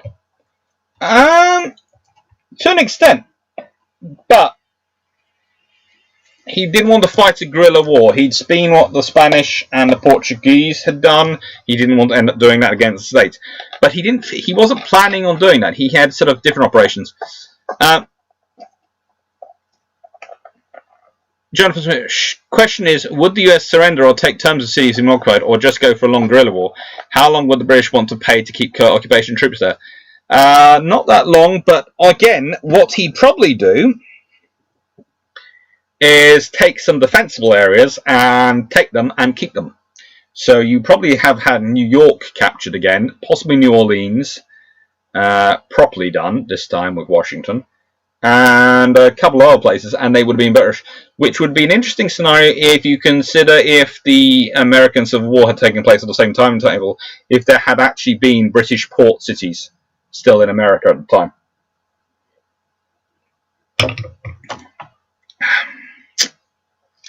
John, MacArthur should have been left in the Philippines. Yeah. Come on, Gaspard. 3 to 4 schools going out, some of them with 15, is Shannos going out with some of them with 15-inch and without restraining orders. Yeah. Jerison, is Bristol the last survivor of the Falklands War? I think she might be the last one in the best condition, definitely. Plymouth, I think, has gone, all those things. Yeah.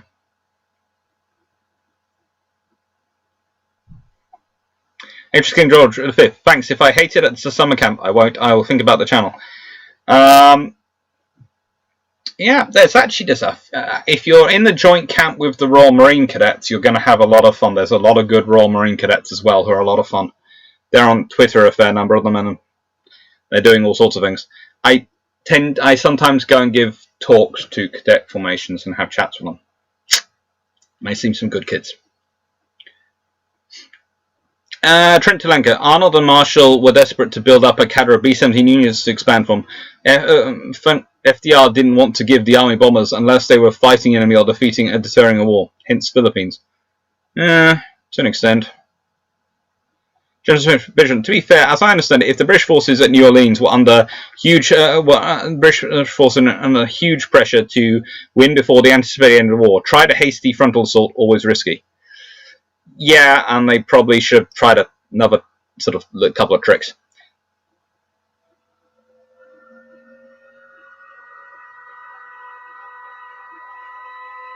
As I said, I'm hardly a fan of Mac. He antagonized his allies, got caught by surprise in the Philippines, and in general seemed to care about his press more than his men. Yeah. MacArthur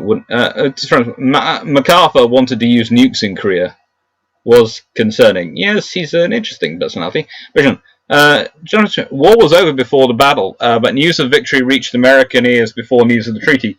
So it looked like we won the war after Jackson won a great battle. Big morale you missed.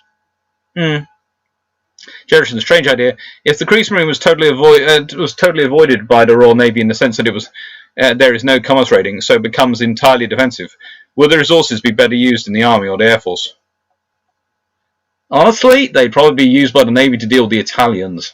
The trouble is, you have the fact that the naval war is going global, and if the Germans are doing no commerce raiding, i.e. have no submarines, no surface ships at all, then the Royal Navy would have been largely either dealing with the Italians or focused on the Far East, so to allow the Army and the Air Force to focus on fighting in Europe and North Africa.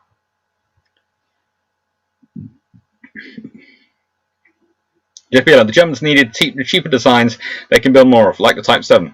Possibly.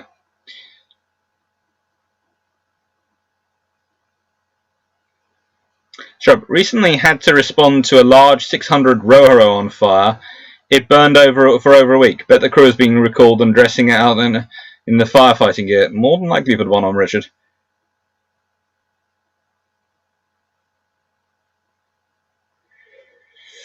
Baylora, just finished running my Call of Chufu game. Are we on to general questions now? I think so. I think I've got through all the books. I have. Cunningham, why did German battleships have such small guns for their size ships? Treaties. Steph Thompson, previous comment at 4376 keeps the likes coming, everyone. The Doc's doing another great job today. Thank you. That's very kind of you. It is the 50th live, so I am getting slightly more used to this, hopefully. Slightly. It's slightly. The thing I enjoyed putting together the thank you was I got this first recording of me trying out the new system and it going a bit weird, and then the subsequent recordings and how it got sort of better, and I was sort of going, yeah, it has got a bit better. I went back as far as I could without wincing on the thank you video. When I started wincing, I wasn't putting them in. Re-war of 1812. For UK to win, isolate and occupied areas to exacerbate divisions, e.g. New England versus slave-holding South, then decide if going for territory or treaty in terms of goal. Oh, treaty. But with some specific key ports. Britain would have probably gone for New York and New Orleans, if we could have kept hold of those. Useful money, send us. And great places for basing fleets out of.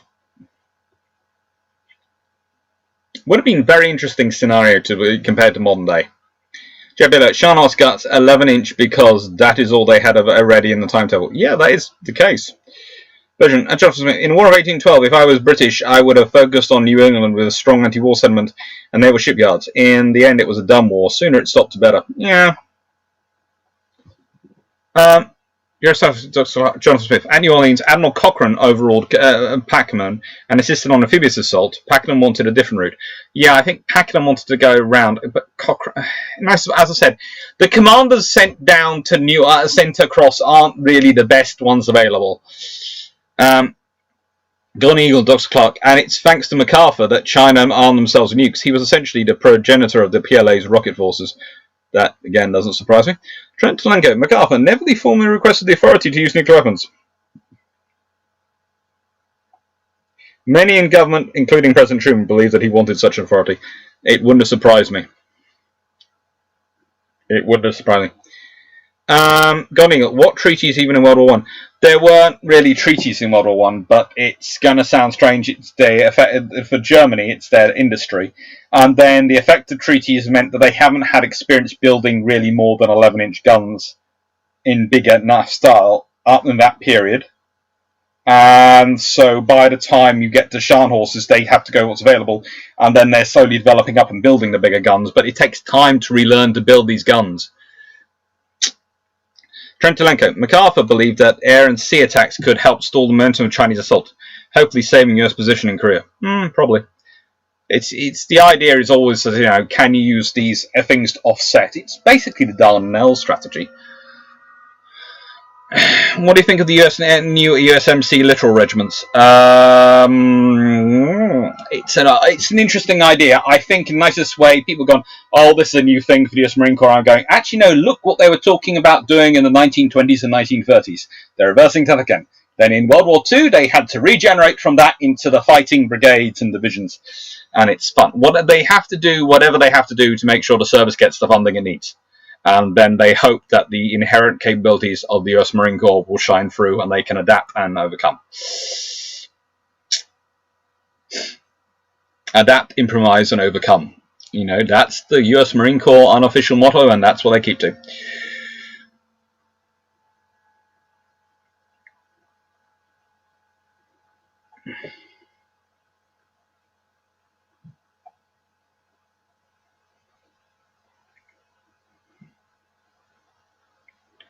John Richardson, wouldn't be surprised if CSA joined Britain. Even in US Civil War, they preferred to the king to the north. Would the CSA have wanted? Would Britain have wanted them?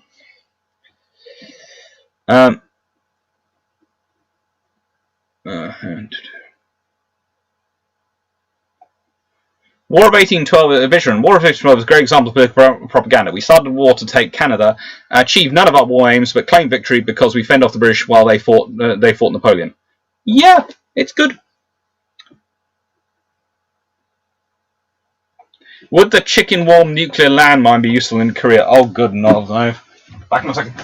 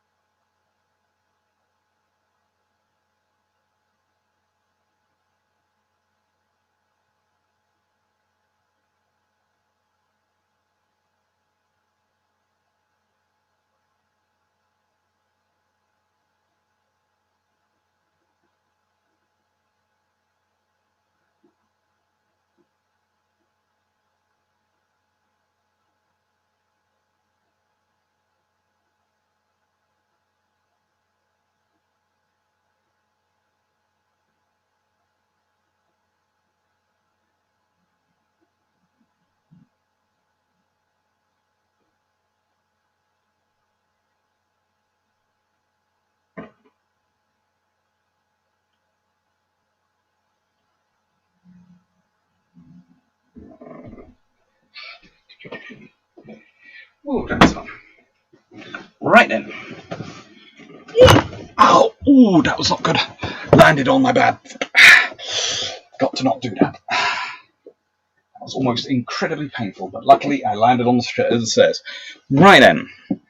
Dr. Clark, may I recommend you suggest people look at your introduction to battlecruisers videos for the mass of the Shahnaz questions was the first video of yours I saw after you and Drac talk cruisers. Yeah, that is actually a lot of fun. I did go into the introduction to battlecruisers, and I did do a lot about what they were for. And that's a topic I might actually revisit, because there is a difference in how you construct a battleship to a battlecruiser to make it a battlecruiser rather than a battleship, and there is a lot more than just what you're calling it. Gone into fuck. Future episodes I look forward to: Dardanelles and PQ-17. Yeah, Dardanelles could come up too. That's a fun one. Well, many Southern Americans are convinced the North started the Civil War, so yeah. Ben Laura, are his views on naval battles good? Does he leave out too many and focus on a bit much on land? Decisive battles. Ooh. Major General Ben Laura, Major General JFC's Fuller's Decisive Battles of Western World. I've got his books on World War II and Little Hart's History of the Second World War. They do both focus a bit on land warfare, but you know, they're interesting to read.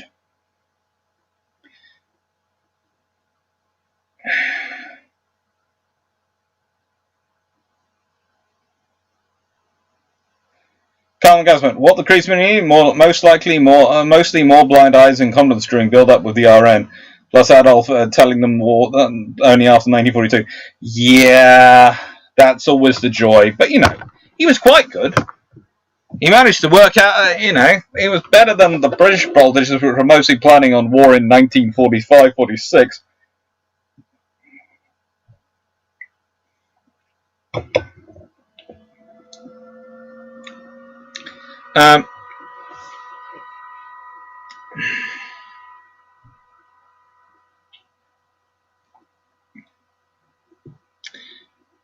The CSA was distasteful to UK. If it wasn't for the whole slave thing, then the UK may have helped them much more than they did.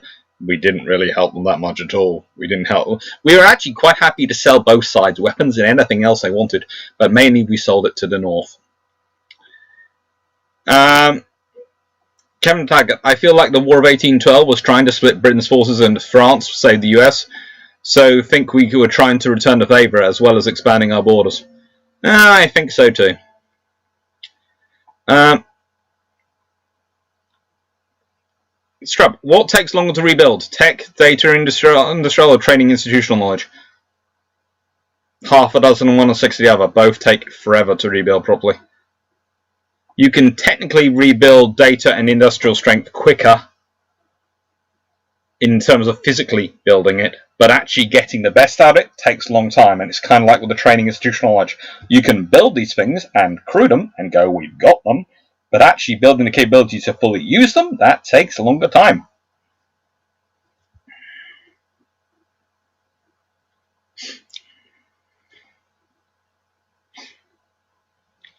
Trent Tonaga, US Marine Sea littoral regiments are 21st century Marine defense battalions with anti-ship missiles replacing coast defense guns.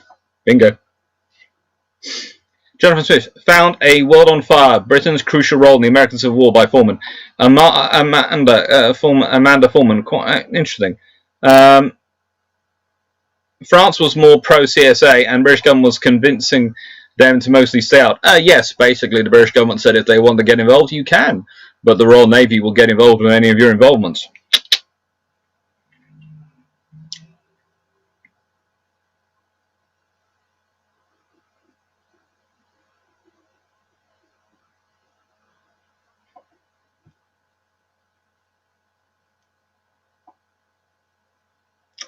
Jefferson, Stephen Wilson, not true. The slave trade and slave in Britain had ended, but still persisted in the empire.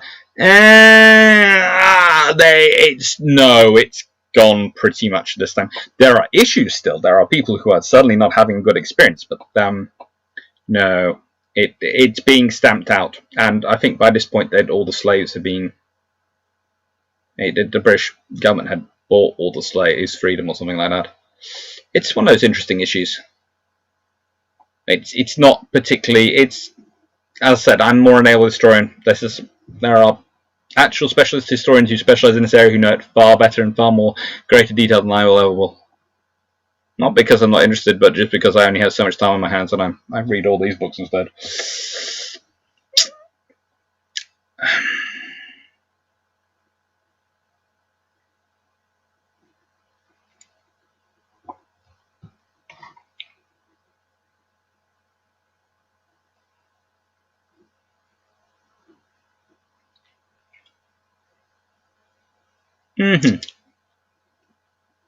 I saw an old history video recently. It was proposed that had the cotton gin not been invented, slavery in the US would have died out on its own without it. Massive cotton production wasn't feasible. Tempting idea.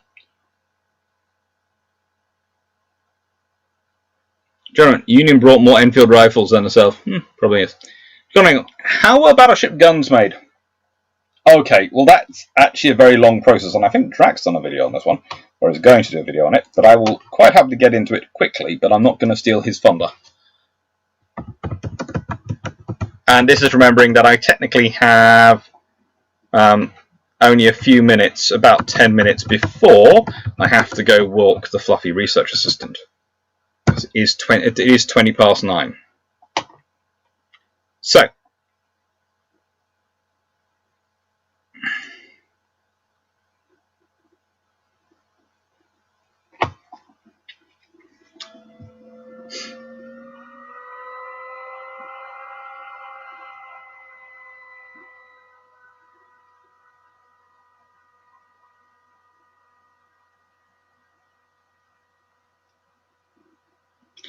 I have to say I do love one of the best websites for this, and I go straight to it, but it always annoys me a little bit because its first page goes, I assume satellite and cyber warfare is where the action is now, even though we keep building more expensive airplanes. And battleships were obsolete before World War II, but some admirals had to see some sink during war before they believed it, which is the worst reading of history known to mankind. But they are great at industrial history, and they show how the guns are first forged, then milled, then to give them their rifling, and are then sort of built and developed. And it's an incredibly labour-intensive process to make the guns from what is almost, in effect, a solid piece of metal, and then mill them down and create and level them. All sorts of work is done to make them into shape and rifle them, and it's a very, very complicated and long process, and quite a fun one. But Drac is going to be doing a big video, I'm sure, about this soon. Oh, thank you, Jim Grissom. And I will say this: thank you to the super chats. Osprey 28 is a classic example of this, but John Grissom has also been nice. That super chats really are very, very nice, because I never really expected them. I never really understood them, and I was quite surprised. Drac tends to get huge numbers, and I sort of watched them go, but every time I get them, I sort of go, ooh, thank you, because that to me is extra books. That's my actual thinking when I see them. They're extra books. So when I see $5, I go, ooh, I know a book I can get for that. Roughly. I might have to add a little bit more money in, but, you know, it'll be a book. Thank you.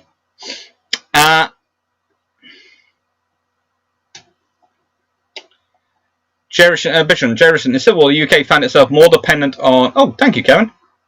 Found itself more dependent on northern King Corn than King Corn. I've answered that one. Denifrim, re-losing wars. Britain are rubbish at losing wars. Lost to Napoleon repeatedly, forgot to notice and kept fighting. Lost World War I in 1914, and in 1918 failed to notice, kept fighting. Yeah, basically that's the British method of war. We don't notice we lost, we just keep winning. We just fight till we win it.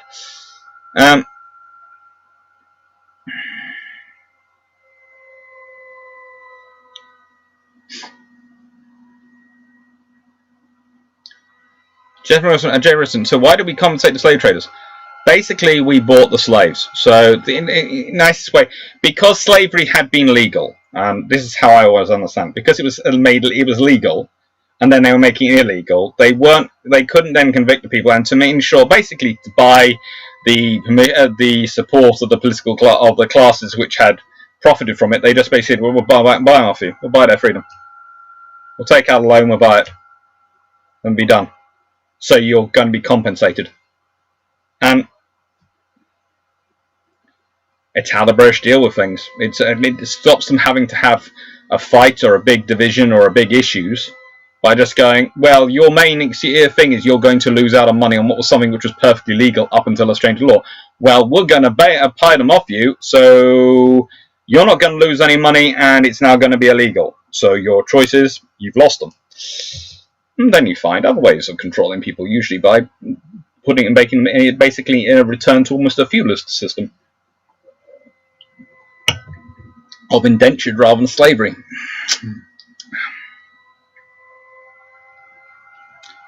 Have we done the patron topics yet? No, I'm just about to do that. I'm going to do that before I go.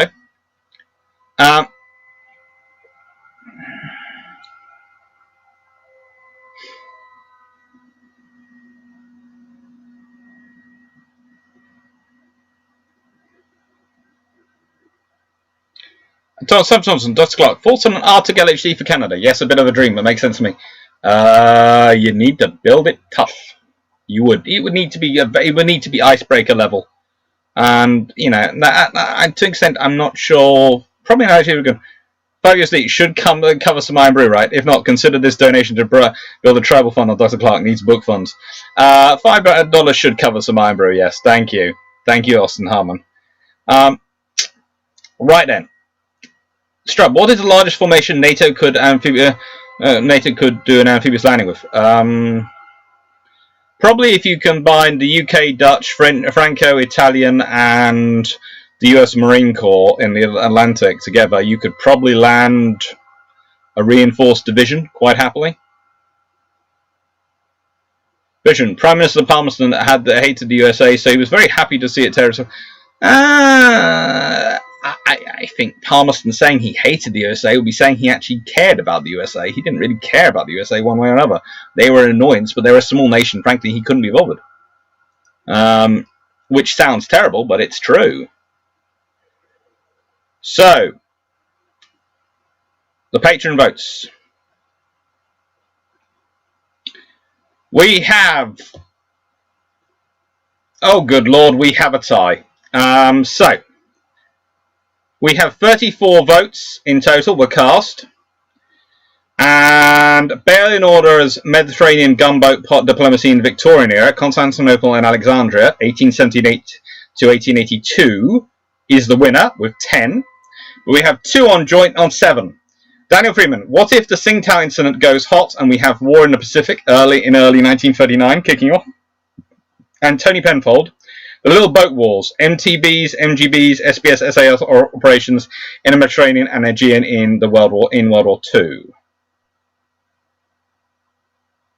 Okay, so it looks like there are 3 Patreon videos next month. I will work out those and put them in the system, but I will have to work out the dates for those. But that is the 3 winners. We have Bail and Aura's Mediterranean gunboat diplomacy in the Victorian era, Constantinople and Alexandria, 1878 to 1882. Tony Penfold's The Little Boat Wars, MTBs, MGBs, SBS, SAS operations in the Mediterranean and Aegean in World War II. And Daniel Freeman, what if the Tsingtao incident goes hot and we have war in the Pacific in early 1939 kicking off? So we have basically 3, because that's how I'm going to solve it. Because otherwise I have to do a decider vote, and that seems a bit cruel.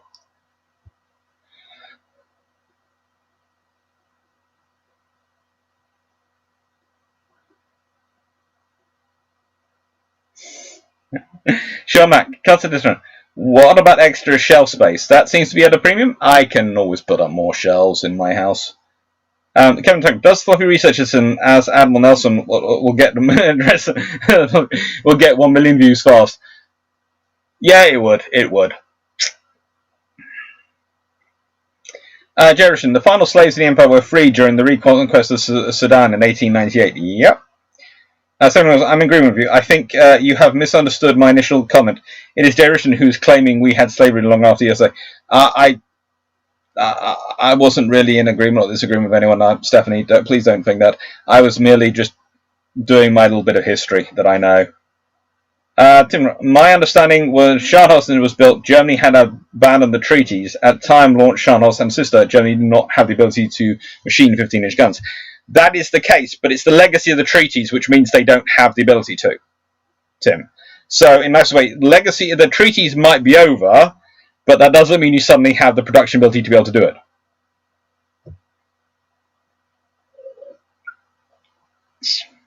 No, Ken McGuire, the British were hardly that special by compensating slaveholders for emancipation. No, they weren't. There were lots of nations who did it. Bertrand, love the story of PM Gordon Brown presenting Barack Obama with a pen holder made from the wood from HMS Gannett to highlight Britain's efforts in fighting slavery. Some must have run to the gift shop. Interesting. Bishop's U.S. Civil War was quite messy. Many in the North were quite happy to profit off the raw materials from the South, regardless of slavery. Lots of conflicting sympathies. Yeah, you can say that again. Jeff Beard, the Iron Admiral of Valparaiso was a famous anti-slaver who was sued by slavers for losses. Tainted his actions. Yeah, probably. Grace Halsey, USN statement, 160 on board, 18 injured, non-life threatening. That's from Bohon Richard. Well, we'll hope for them. Fingers crossed and prayers, thoughts, whatever, to help them so that they'll be okay, because that would look like a horrid fire. Denmark Freeman, slaves in British Sudan. I think Sudan was technically held by the nominally independent Egypt rather than being a British colony. Yeah, there are all sorts of nominally ways of getting around things. Benmore, who? Woo! Brig, Rugged, HMS Terror. Yes.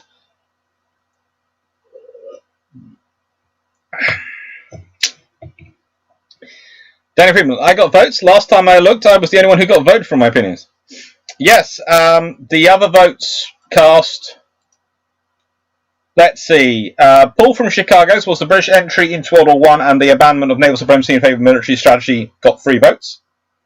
Matt Kids, could PRC have successfully invaded Taiwan in 1950s? Could they today? Factual and projected invasion analysis got 5 votes. Mark Nair's Royal Navy in colour, the evolution, design, use and success, or lack thereof, of the Royal Navy camouflage and paint schemes got 2 votes.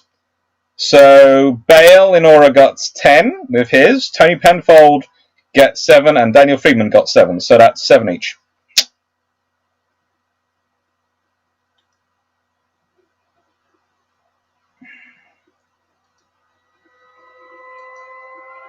It's quite fun. Daniel Freeman, bank holiday special. Maybe we do a bank holiday special. What I love is it actually can show me who voted for what as well if I want to.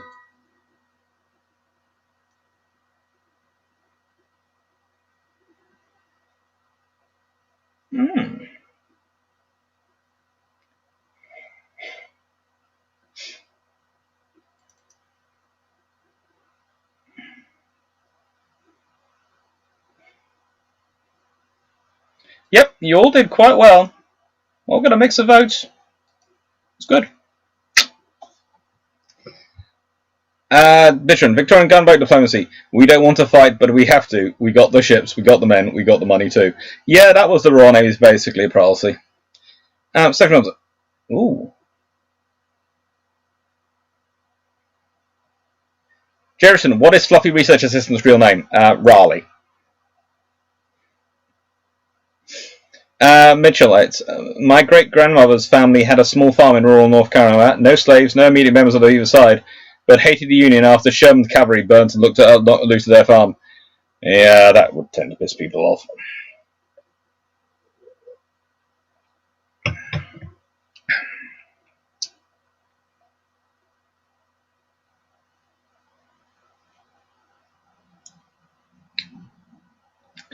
Kevin Tucker, I don't know if I voted.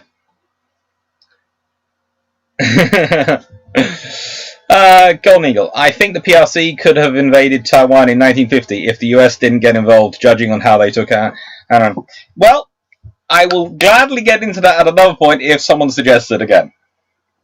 It's a quite fun. It was a really fun one. I would have been happy with any of those. Actually, that's the great system about the Patreon system, because what happens is people propose all their selections, and I go through and I pick out 4 or 5, put them up for public vote, and I go for the 2 highest polling numbers. And in this case, as 2 have tied on their numbers, and they are in second place, joint second, I'm going to go for 3. If there were 2 which were joint for first, then that would be my 2 easily. But if there are 2 joint for second, then my options are go for 3.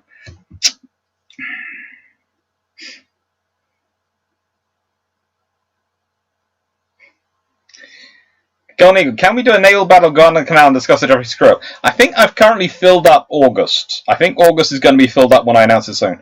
Strub, just join Patreon, so happy to contribute. Thank you. Kevin Taggart, I suggested that topic, or second the nomination.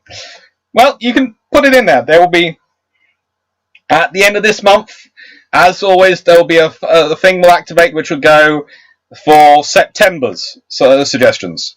Although I've got to make sure I work out September's to make sure none of the dates sort of overrun both my girlfriend and my mum's birthdays, which are in September. I have to make sure those dates are free and clear. They're going to be important dates. I cannot be busy on those dates.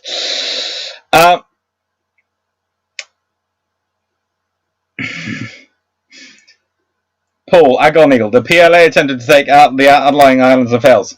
Ships versus shore batteries. Interesting. Right then. It is now past, so I'm going to take last questions.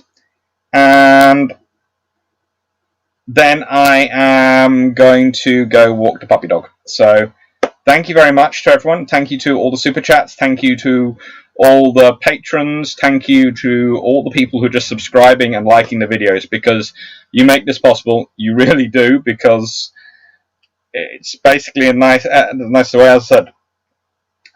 If it hadn't been for all the very generous people on Patreon and super chat and the people subscribing and watching the videos and going through the adverts and those things, I wouldn't have the money to keep buying books, because I couldn't be doing the work I normally do as extra in the summer that pays for my research. I can't do because of COVID.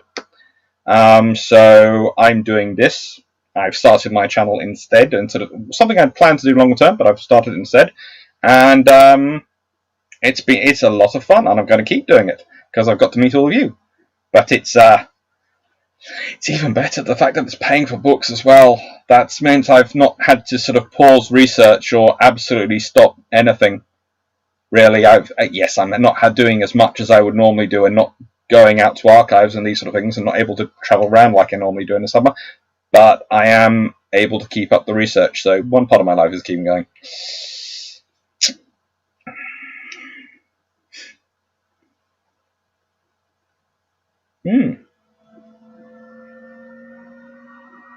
Can you put it on a sticky note? Just put it on Discord and message it to me. That's the easiest way, then I won't forget it. I can't read my own handwriting. The joy of being dyslexic and dysgraphic. I have the lovely fun of my brain doesn't always remember it, and my handwriting, when I do, can't always be read. In fact, often can't be read. Disfrontable. If anyone is interested, look up the book, The Sign of the Times, or A Glance at Christendom, as it is. Section read on 1850s, published in 1851. You can find a PDF for online. Oh, cool. Paul Johnson, are you going to continue this when unis go back in September? Yes, I am. I might have to change. I won't have to change Bru Ships probably, because that'll be a Sunday. But I've already had to change some of the Tuesday nights to Monday night because of uni commitments and other work commitments. But I'm hoping to sort of keep things going. I can definitely keep Thursdays going, I think, and Sundays with my normal timetable. Tuesdays are the ones I might have to move around or organise differently. Thank you, everyone. Pleasure. Thank you. Vision, can your Victorian gunboat video include 1878 music hall song We Don't Want to Fight, McDermott's war song, which was inspired by the war scare of Russia? If you remind me, yes, I'll look it up and see if I can't sing it myself.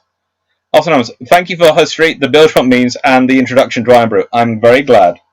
Iron Brew is also very glad, because I think it always enjoys more people enjoying it.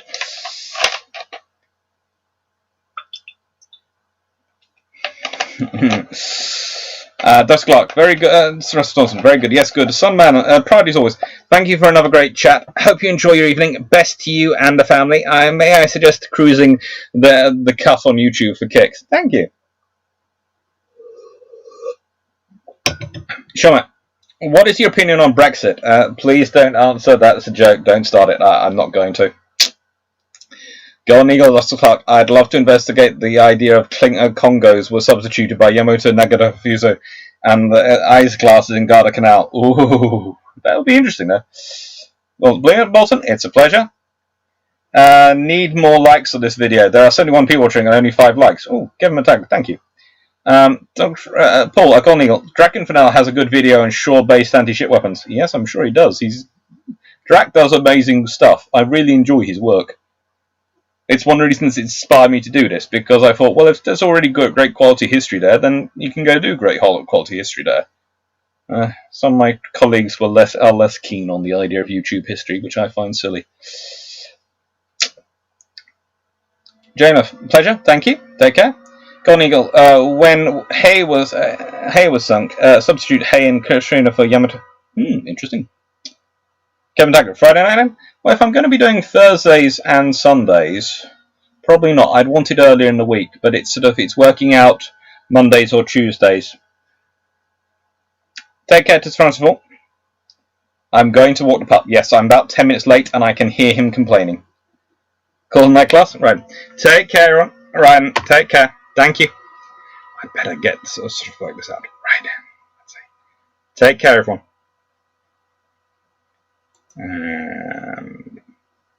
Bye.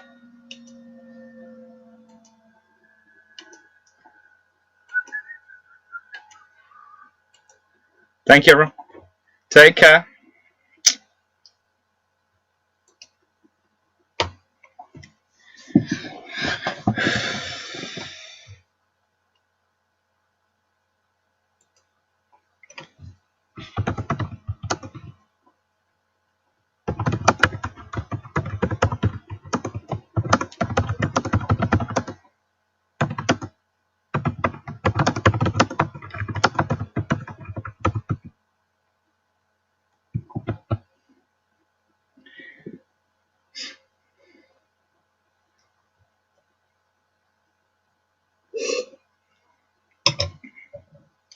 Bye, everyone. Take care. Take care.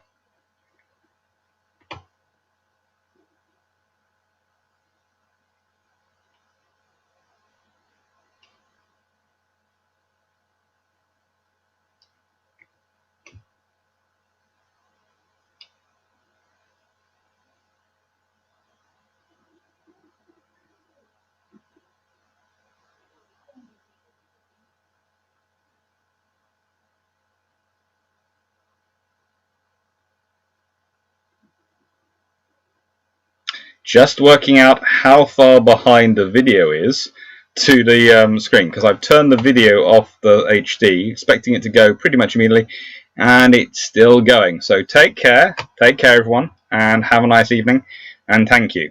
I don't want to click end screen till the video stops chatting to you all.